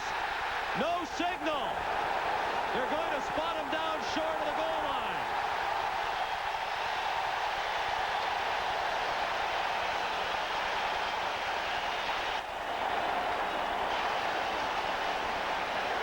That call surprises me, Sean. I thought he'd give Craig Erickson the option with his feet and let him roll. Here they just give a straight handoff. Let Cobb power his way in. He doesn't get there. He's tackled by the whole left side. Wow. He stumbled. Had he not stumbled, he would have been in there. And apparently did not get the ball into the end zone. You could see that it was pinned underneath him. Good job by Corey Miller. If that wasn't a touchdown, it wasn't a touchdown by an inch. All it has to do is get to the white line to break the plane to the end zone. Now Hampton punished as he crossed the 1-yard line, and it was Hardy Nickerson who rammed him after a gain of a couple of feet. Hello, my name is Hardy. Hardy Nickerson, you know, Hardy Nickerson sounds like a middle linebacker. He's got the number 56, which says middle linebacker. He's got the name Hardy Nickerson. You know, you get in there and say, who's your middle linebacker? Hardy Nickerson. That sounds good before the game even starts. The hardware man, they call him. Played 4 years at Cal for Joe Kapp. Left that school as their all-time leading tackler. On 2nd and 9, Hampton again tripped up near the line of scrimmage. Great play by Broderick Thomas right there. He didn't make the tackle, but what he did, he came up, he stuffed the fullback in the hole, kept him to the inside, and that allowed the tackle to be made. But when you go up and you meet the man, you make sure you turn that play back into your help. Very well played by Broderick Thomas. Approaching the final minute of the 3rd quarter. 1:12 left in the 3rd here at Giants Stadium. New York leads 20-7, having just stopped the Buccaneers on 4th and goal from the 1 on a very close call along the goal line. Hampton moving hole, and he has the first down. Huge play for the Giants. Tampa Bay had a chance to get it back in great field position, but now the Giants have moved it out to the 12.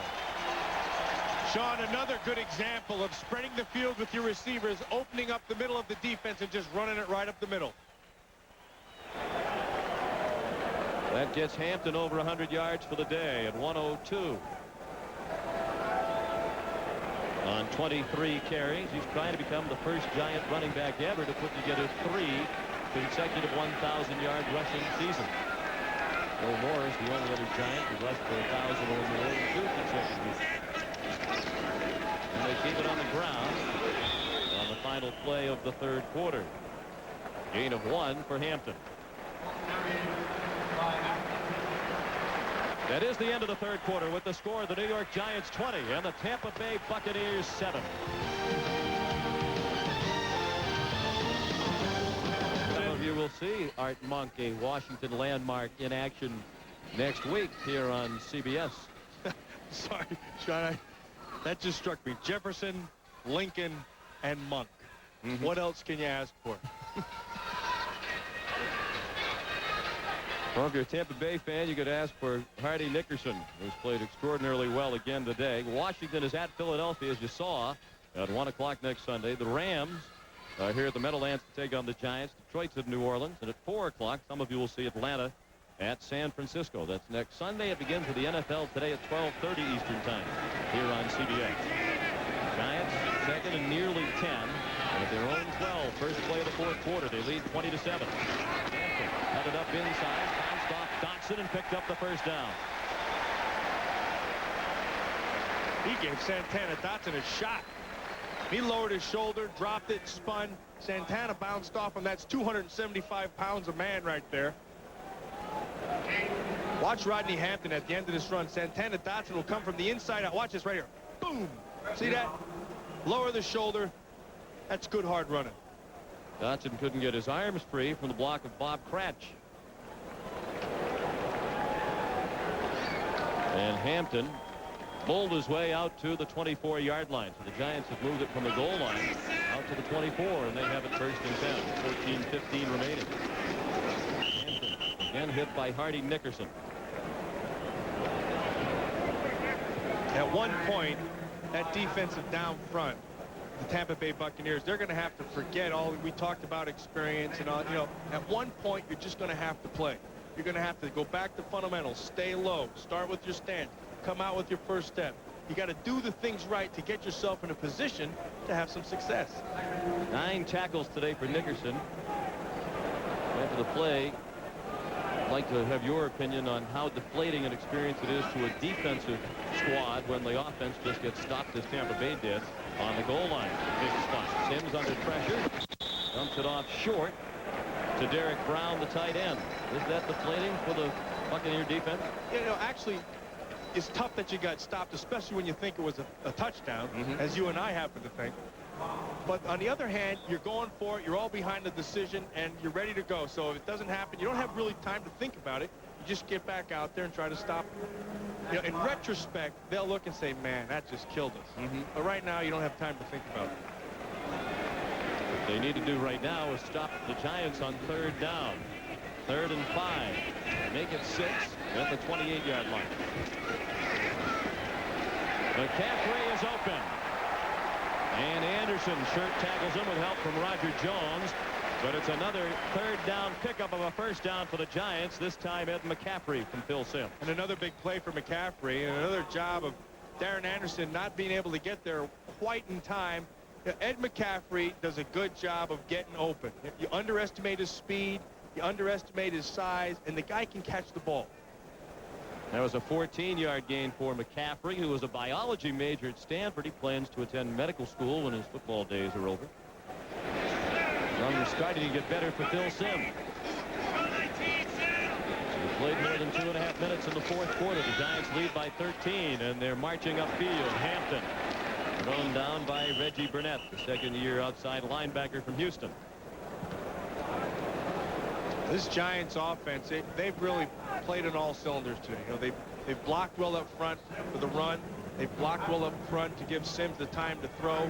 They've hit deep stuff, intermediate stuff, things out of the backfield. They've shown misdirection. And I think they've got to be pleased with the game plan that Dan Reeves has put in and the way it's been executed by the players.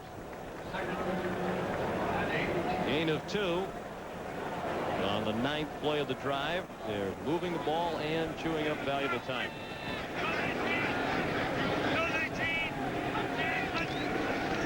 Sims gives it to Megan. He has blockers in front of him.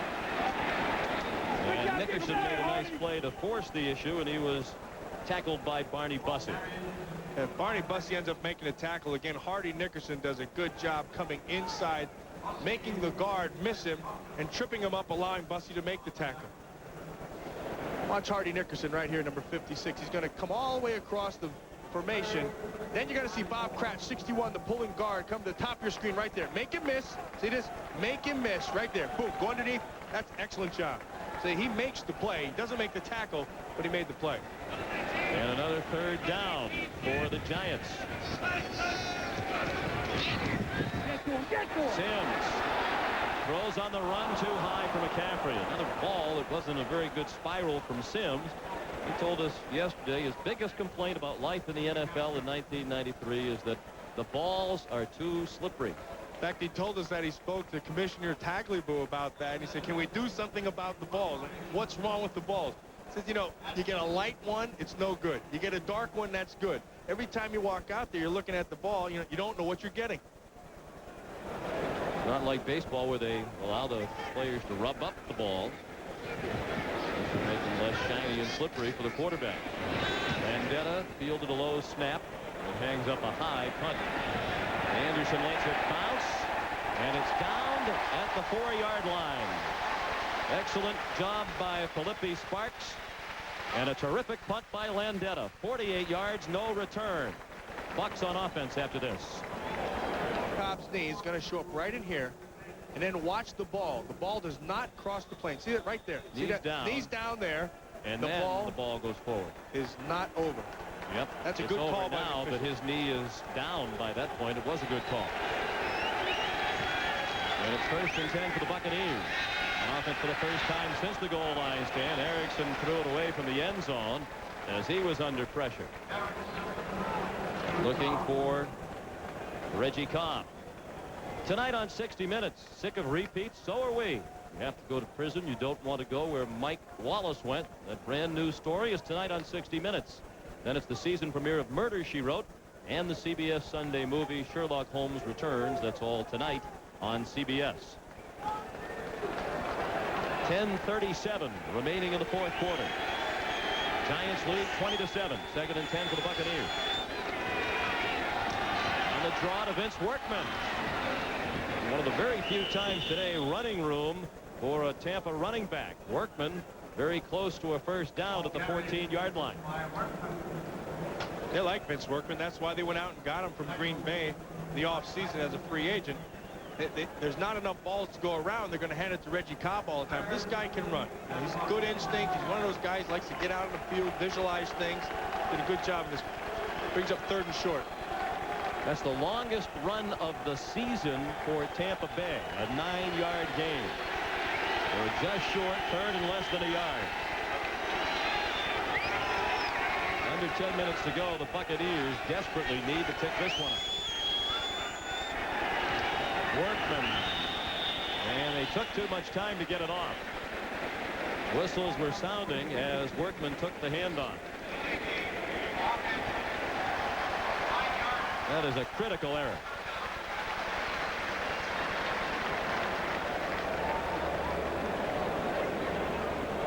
Now that 40-second clock, you expect some of this stuff to happen. In fact, yesterday Dan Reeves and Sam Weish both told us that the 40-second clock really altered their whole style of offense. You have to cut down on the motion and shifting because you don't have enough time to do all that in 40 seconds instead of the 45.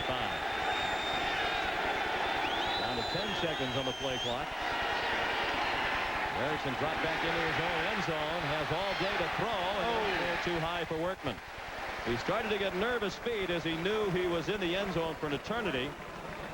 But it was the penalty that really ended this Tampa Bay series. And he had Vince Workman. He just had to get the ball to him. But like you said, he just started to feel too much time back there. And Lawrence Taylor, you see him grab him for his shoulder. They'll look at it, and we'll keep you posted on that. But too much time, it made him nervous and messed up the throw. And now Straczynski on it away to Megan. Straczynski does have the wind at his back. 9:23 left in the 4th quarter. Excellent punt. Tampa Bay coverage a little slow to get up the field.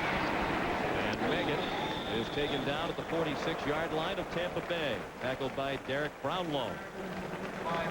We'll return to Giant Stadium after this message from your local station. You're watching the NFL on CBS.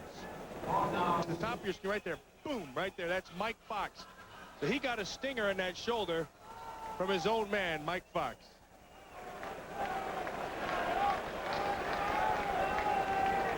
And LT just now back on his feet on the Giants bench. 1st and 10, New York at the 46 of Tampa Bay. 9:12 remaining. Giants lead by 13. Hampton rips through. Out of bounds at the 30-yard line. A gain of 16. 132 yards rushing now for Rodney Hampton. William Roberts was the big block there. They came up Tampa Bay with an 8-man front. Just get people on people. A nice block right there by Aaron Pierce. See that right there, 84. But when you're in an 8-man front, once you get into the secondary, that's tough. You're going to get some yards.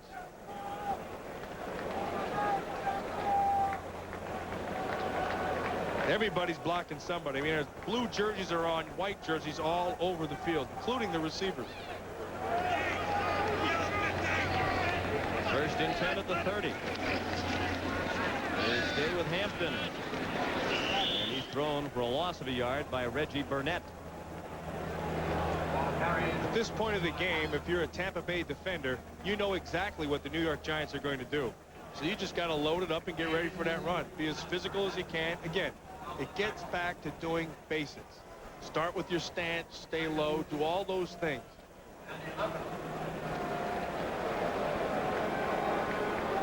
Looking at Jerry Gray, the veteran, former Pro Bowler for the Los Angeles Rams, who's now a reserve defensive back into the ball game for Tampa Bay. 2nd and 11. Hampton follows the block of Riesenberg and got back across the 30. He went down at the 28, and it was Jerry Gray who made the tackle.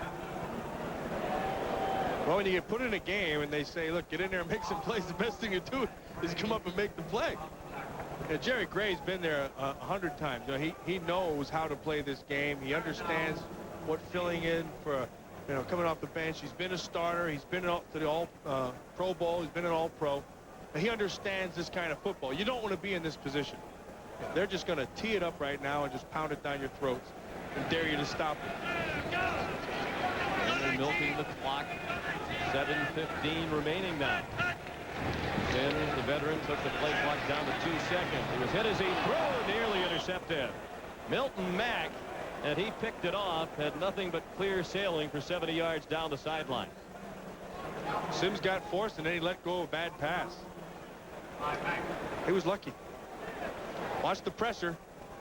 He just kind of floats it out there. Milton Mack, with a better break, could still be running. Or I should say with a better throw would still be running. Big field goal here for Treadwell of 46 yards. He's still perfect as a Giant. 6 for 6. Gives New York a lead of more than 2 touchdowns. And it does.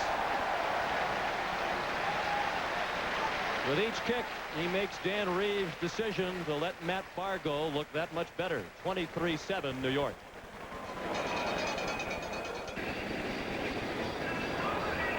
Lawrence Taylor apparently is okay. He has his helmet back on, and it appears he'll come onto the field when the Buccaneers go on offense. Big day for Rodney Hampton, facing the Giants to a 23-7 lead. He's rushed for 134 yards and a touchdown. And the bright spot for Tampa Bay has been the play of Craig Erickson in his first NFL started quarterback.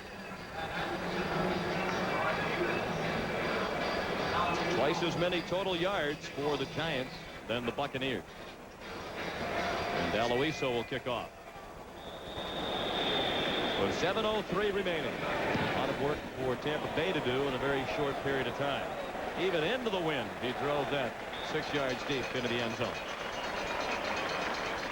The Buccaneers get it at the 20-yard line when we come back. Time running out on Tampa Bay, under 7 minutes to go here at the Meadowlands. Home opener for the New York Giants. They lead the all-time series against Tampa Bay. 7 wins to 3. Erickson pressured out of the pocket and sacked. 3rd sack of the day for Keith Hamilton.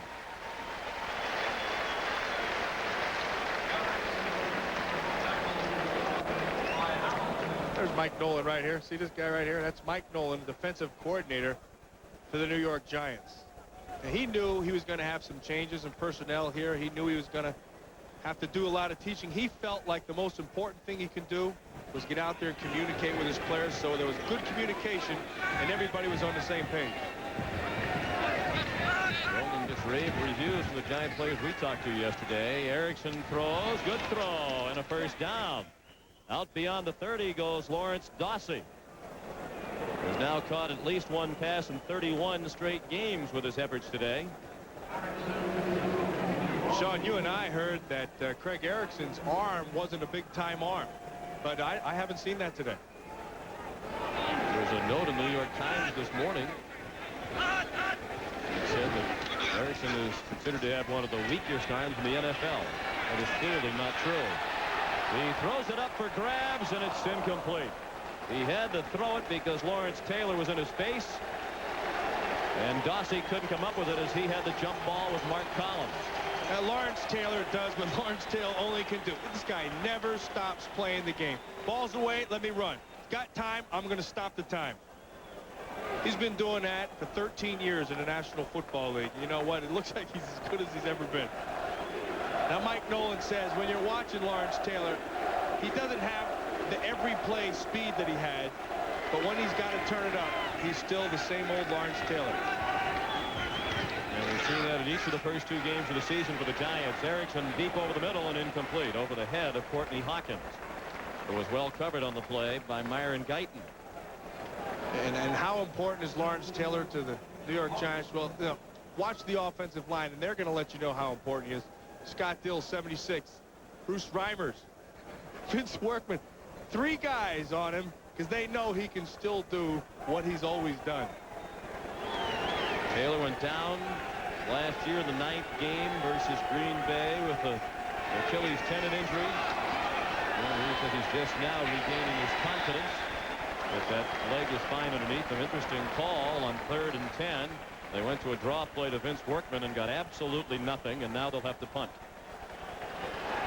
Interesting is one adjective there. I think bad might be the one I'd use. That's another adjective. Well, you really Giant don't understand fans, that. They haven't run for 10 feet all day long. the Giant fans have to be happy with the play of the defense of the New York Giants, who they admit is not the dominating defense that it's been.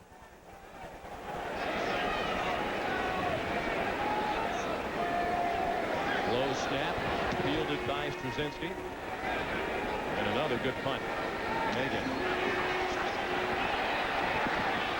Out to the 38-yard line and finally out of bounds. And the fans wanted a flag for a late hit. Sam Weich ran down the field indicating that Meggett was signaling for a fair catch, and I agree with Sam. It looked from here as though he was waving his arm in the air as that punt was coming down. Sam isn't going to get the call. We'll be back in just a moment. Sam Weich got all excited because he said Dave Meggett had waved his arm for a fair catch. You see that little movement right there? That's called the veteran wave. And he gave him the old okey doke. It made it look like it, but not quite. The rule states you have to have your hand above your head and waved back and forth. Which Meggett did not, but it was a pretty good bluff. And now Sam, for the second straight week, has the task of trying to keep his team motivated for the final 5 minutes. Giants have it 1st and 10 at their own 39-yard line. Exactly 5 minutes remaining. And New York has a now comfortable 23-7 lead. Bunch out to the 43-yard line. That's a gain of 4. Coming up after football, the U.S. Open men's final from the National Tennis Center. The number 2 seed Pete Sampras against the 15 seed Cedric Pioline. It was Pioline who defeated the number 1 seed Jim Courier in the 4th round. Sampras trying to win the U.S. Open for the 2nd time. He captured the title in 1990. Sampras has only lost 2 sets in the tournament, but it's been a tournament of upsets, so perhaps it'll be Pioline's day. Big hand for Hampton as he left the field, 134 yards rushing today. And the Giants milk the play clock. They snap it with 2 seconds left and hand it off to Lewis Tillman. And finally, he went out of bounds at the 48, about 1.5 yards shy of a first down. For an NFL Today report, here's Greg Gumbel in New York. All All right, Sean, in Green Bay, Randall Cunningham on 3rd and 10. Watch him go up top, rolls out 40 yards, and the touchdown pass to Victor Bailey. Just over 4 minutes to play at Lambeau Field. The Packers and the Eagles are now tied at 17. Sean? The Eagles have come back from a big early deficit. Here the Giants jumped ahead 14-0, and they have never trailed. Tillman struggling to get to the first down marker, and he might have picked up the yardage with that lunge. Marty Carter made the tackle. Tillman, kind of the forgotten man last year in the Giants offense. He only rushed 6 times all year, only caught 1 ball. He had averaged 76 rushing attempts per year prior to last season. He's a good football player, and they readily admit that they'd like to get him the ball. But this man, Rodney Hampton, he's running the ball well. And so you don't have time to hand the ball to anybody else when you have a guy who's rushing for over 100 yards.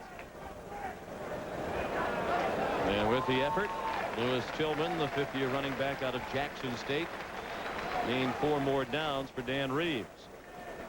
And more time off the clock, under 4 minutes remaining. You know, Sean, when I look at this year's edition of the New York Football Giants, I see a good marriage between the power running game that they've had in the past and Dan Reeves' new innovative style. Not so much new, but it's been in Denver. He just didn't have the horses up front. Now he's got them. And what the Giants got out of him was a good mix and a good way to move the ball around more than just pounding it. Can't try to grind it down to win low-scoring games anymore because they don't have the defense to do that. As we saw last week in Chicago, they needed to score 26 points to win that game. Carter, another tackle as he tripped up Tillman. We check baseball scores. And we remind you that this game is presented by authority of the National Football League.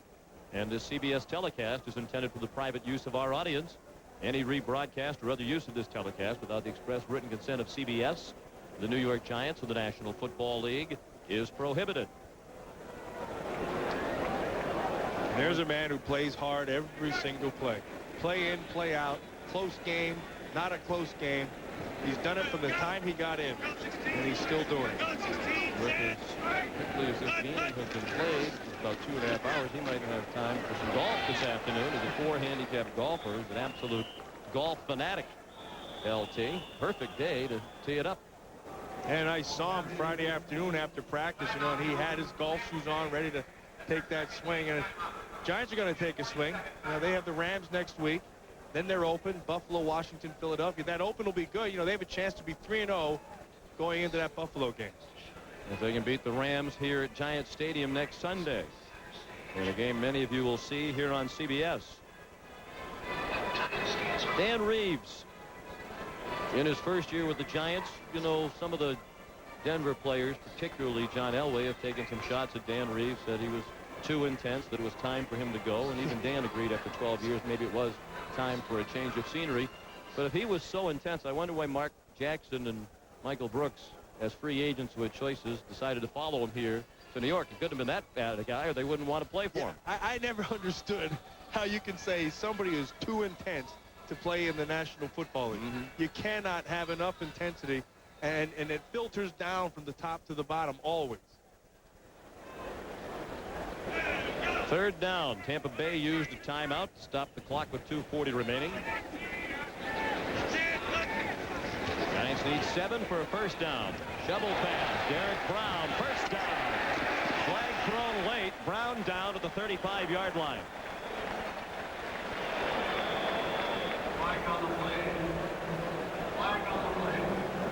They hope to get the ball to Derek Brown more this year. He came out of Notre Dame last year as a very promising receiver.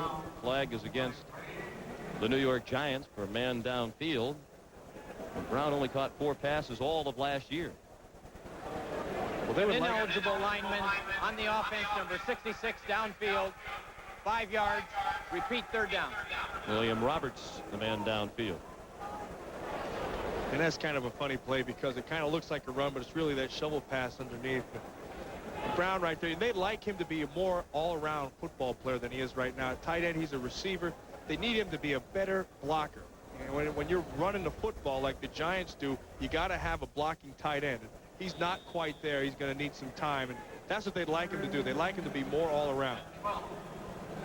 Plenty of size at 6'6", 252. Finished his career at Notre Dame with 70 receptions. And that's a bunch considering the philosophy of Lou Holtz to grind it out on the ground for the most part while Brown was at Notre Dame. Megan. Across midfield and down short of a first down at the 46-yard line. David Megan, every time he comes in, you have to know he's on the field because chances are he's going to get the ball. And what Dan Reeves' system has done for him is they use him as a decoy more than he's been used in the past. They'll line him up in the backfield, motion him out, start pulling the defenders out of the center so that running game can get going. Well, the Tampa Bay sideline fell asleep a little bit. They just now used their last timeout. They let about 20 seconds tick off the clock. I was looking down at Sam Weiss to see if he would use it prior to the 2-minute warning, and just a second or two ago he decided to call timeout. They have none left. There's Casey Weldon warming up on the sideline, who is a former Florida State star. He's joined the Buccaneers this year after being let go by Philadelphia. The Bucs are off next week, so they'll have 2 weeks to lick their wounds at 0-2 and get ready for the trip to Chicago. Yeah, and I tell you would hate to have 2 losses to go into an open week because that just means another 2 weeks of training camp. And they got a lot of work, there's no question, but it's compounded by the fact that they lost. And they played good offense here. Defensively, though, they just fell short. Even though the Giants have dominated this game statistically, Erickson a bright spot, and it really has been a game of frustrating inches today from the Tampa Bay perspective. The King near interception, he didn't pick it off. It resulted in a touchdown for the Giants, and then they get on the goal line and come up an inch or two short when they were going for a touchdown that would have got them within 6 points. Flag on the play, and it stopped the play as the snap went rifling through the hands of Landeta. Full start, offense, number 55, 5 yards, still 4th down. Marcus Buckley, they really like him, rookie out of Texas A&M, a linebacker, and many in the Giant camp think it's just a matter of time before he becomes a starter at outside linebacker. Yeah, because he does some things you can't teach. For example, he's got great instincts. He's strong at the point. He's got good movement. He understands where the ball is all the time. He's just got to learn the defense, and that'll come in time. He was the Southwest Conference Defensive Player of the Year last year, following in a long line of excellent A&M linebackers like Quentin Poirier, William Thomas, and John Roper.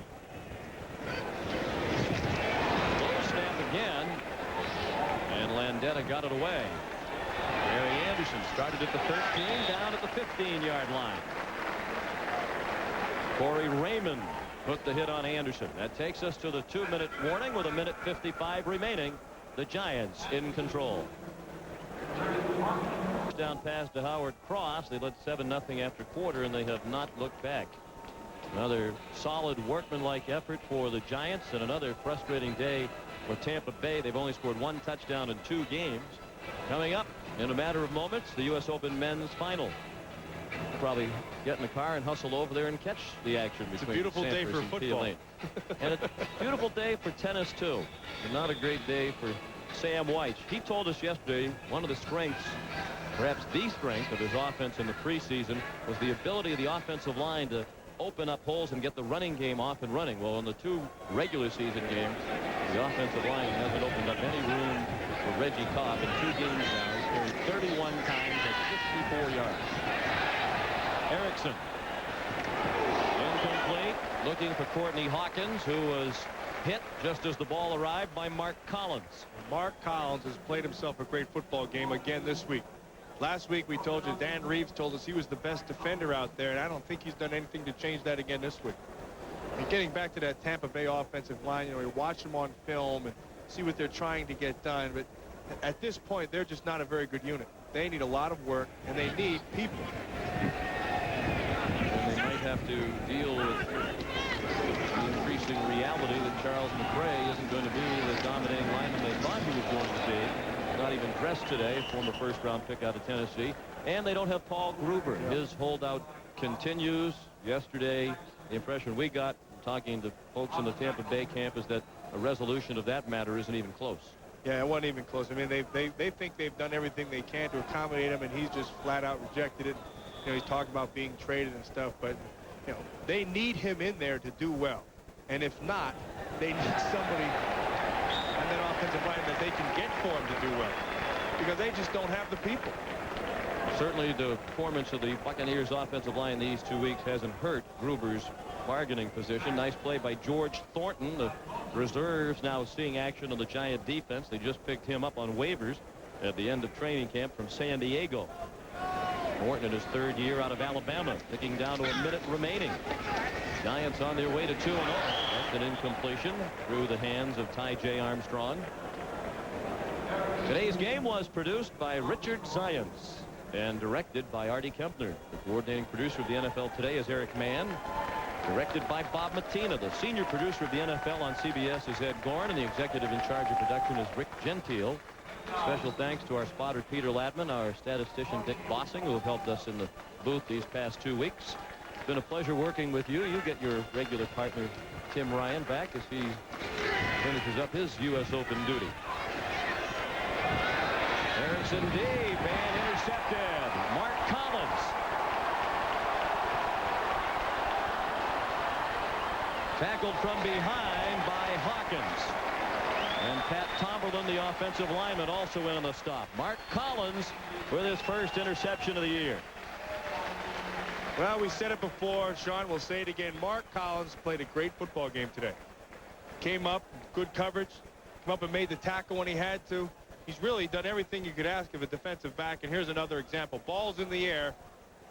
If you're not going to make the catch yourself, you knock it down. But actually looked like he ran a perfect route, and Erickson hit him right in stride.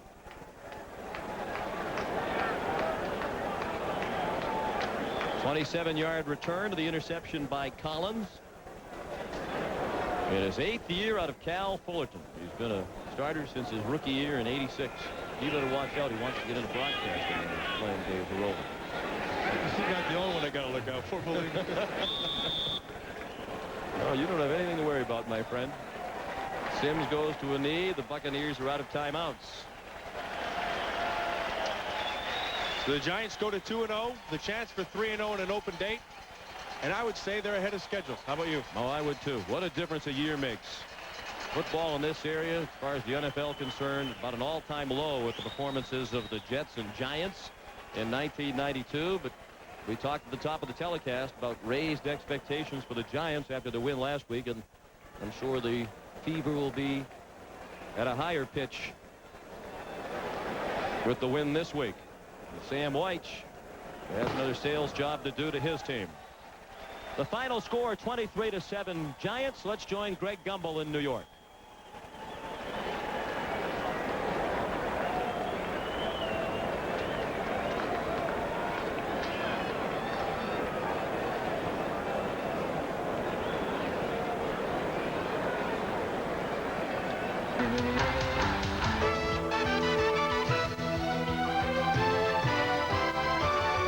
Coming up on Prime Time, a time to say hello to some old friends, a time to exercise some old memories, a time to show your old mates you mean business, a time to show your old mate you mean business, a time to remind your friend he should have never strayed from home, a time to outduel your opposite, no matter how little you play, a time to finally break through in your old home, a time for business as usual, a time for no business.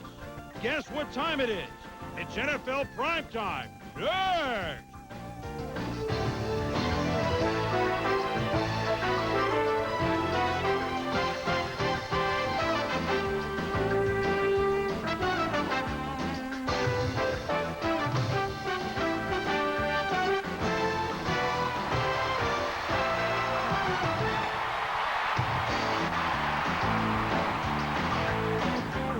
Oh, just another calm Sunday. Hey, no auto racing. We're on at the start.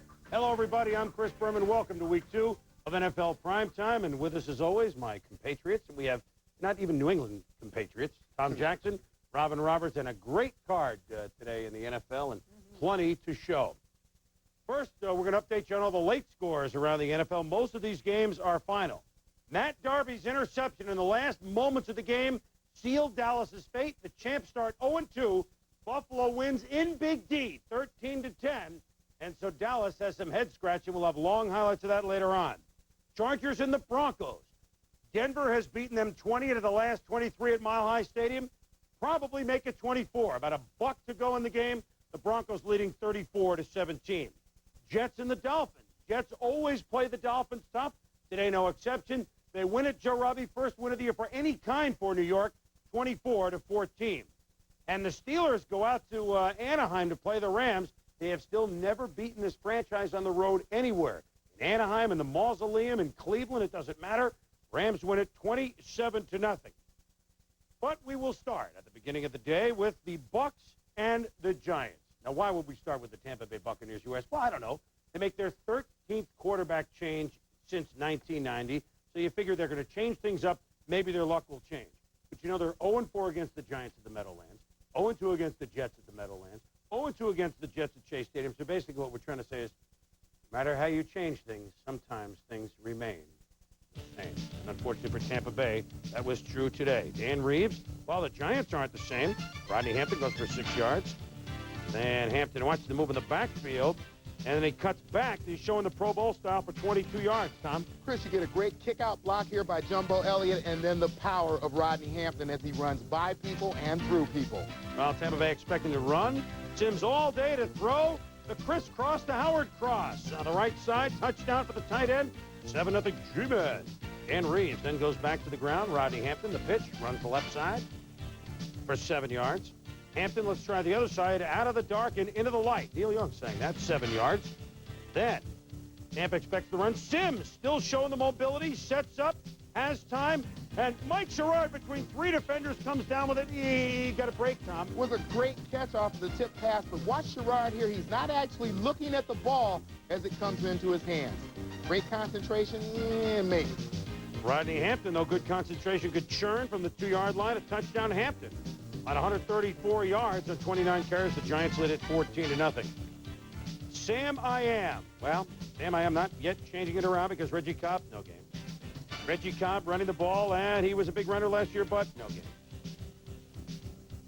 And Reggie Cobb, I mean, he ran for a lot of yards last year for Tampa Bay. He's the workhorse of this offense, but no game. He man hold the Bucs to 15 yards rushing in the first half. Second half, Sam Weiss started the youngster Craig Erickson instead of Steve DeBerg. Today lets him throw the ball. At times, Erickson looked all right. Here he finds Lawrence Dawsey for 24 yards, and you think Dawsey isn't fired up? I guess so. Erickson 16 of 28, most of them for the shorter variety, but that was a good play. Erickson goes to free agent pickup Vince Workman, my way back to you, babe, who works his way to the 1-yard line. So, on 4th down, you got to go for it. What do? Sam sometimes likes the trickery. They give it to Cobb, but these are the Buccaneers, inches short.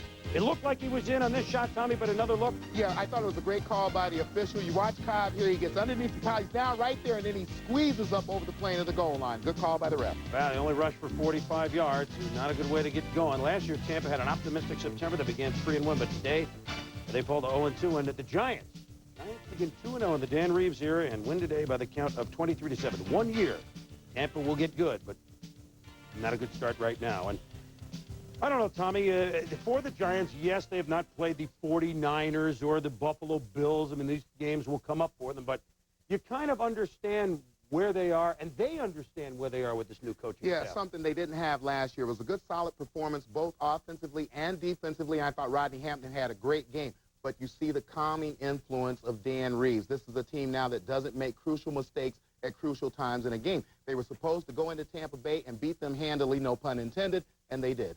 All right, they did, and the Giants win it. And so for the Tampa Bay Buccaneers, as we go inside the numbers, they fall to 0-2. And like we say, maybe they need the orange shirt and the orange pants to get them going like they did last year. Their first 2 games have only amassed 356 yards. For example, the Saints, whose highlights are coming up, they get 356 yards in the first half today alone. Plenty to come on this hour-long edition of NFL Primetime. Saints and the Falcons, you talk wild, we got wild. You talk Joe, we had no Joe. We'll tell you about the Chiefs in a moment against the Oilers. And the Super Bowl rematch. Would Buffalo extract revenge against the Cowboys? Stay with us. Now, the Saints and the Falcons have become a good rivalry over the years because they really were expansion teams pretty close to the same time. Right. They kind of each got good for a little while. Of course, the Saints have stayed good, but if they can't beat anyone else on the schedule, they like to do it to their southern rival. And on the road, they like this in the NFC West. Something about this. Trading places, the theme in this one. Chris Miller's old backup, Wade Wilson, now starts for the Saints, and the Saints' former starter, Bobby Hebert, well, he now backs up Miller in Atlanta. And all three would play a role in this one at the Georgia Dome. Bobby Hebert now backing up Chris Miller in Atlanta. Wade Wilson now starting for the Saints, and Wilson's team got out first. Saints' first play from scrimmage, rookie running back Lorenzo Neal takes up the middle, gets stopped, but he is not down. He comes out of it somehow, and he's off to the races. Can anyone catch him? Well, maybe Dion, but, you know, he's off playing with the Braves. Bruce Pickens finally gets there, but it's too late. A 74-yard touchdown, 7-0 Saints. Could Jerry Glanville be thinking of flying Dion in via helicopter, TJ? Well, this is a situation where a ball club relaxes right there. You see the pile up, you see the point of attack, stop, and the ball carrier squirts out. You can't relax like that on defense. Nuh-uh, not with Morton Anderson. Here he breaks the NFL record for consecutive field goals with 25, a 27-yarder, Saints up by 10. Then it was a Wade Wilson show. He hits Quinn Early with a 42-yard strike, 17-7 Saints. And then Wilson again going to work, hooking up with Early from 18 yards out this time. And I'm sure at this point the Falcons want Dion any way they can, by bike, by horse, by tractor. Just get him in there some kind of way. But you know what? The secret to the Saints' success? Draft day. What are you doing there? What? Get out of there. The 93 draft choice. Great time. Neal, Derek Brown, Irv Smith, William Rowe with a pancake of Chuck Smith right there. The Saints rookies on the day, 2 touchdowns and a pancake. Then in the third quarter, it began to unravel for New Orleans.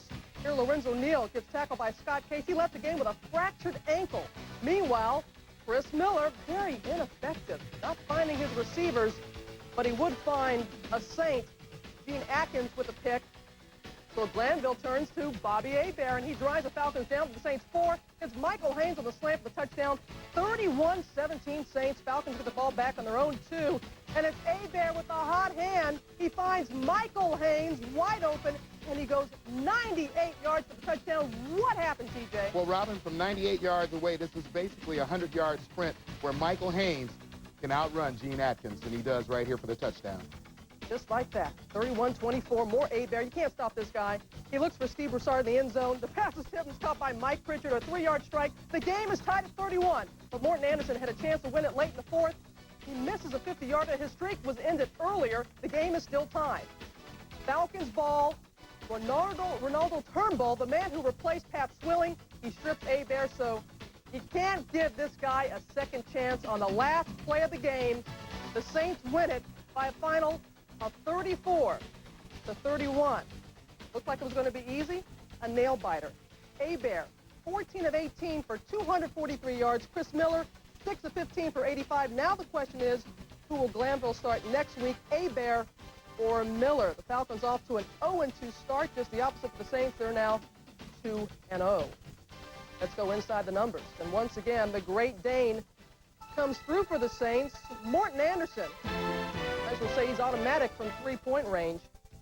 He broke Kevin Butler's record of 24 consecutive field goals. The Chargers' John Carney had a shot to move up on this list. Boomer will tell us more about that later. When prime time rolls on, Drew Bledsoe, Patriots rookie, is showing a lot of poise for a first-year quarterback. How'd he fare against the Lions? Boomer has all the highlights. 4 to 17 highlights of that game in a moment. And welcome back to NFL Primetime. The Detroit Lions and the New England Patriots, lots new with both teams. The Lions had yet to lose in either August or September. And, of course, the new-look Pats have a new coach. They've got a new quarterback. The only thing that doesn't look good, we got to admit, the unis. Unis look USFL. But you know what looked great at the stadium today? In the booth, doing the color, Dennis Berg. Hey, James, I'm having a great time. This is something I've never been able to do at halftime. Enjoy a hot dog and just relax. And we've all enjoyed seeing Dennis just be at football games and enjoy himself. What a great sight. Not a great sight for Bill Parcells early. Opening kickoff return. Willie Clay pips it up, and he runs in for a touchdown. On the fumble by Troy Brown, Parcells and company behind. Barry Sanders was stacked up in the first half by the P-men.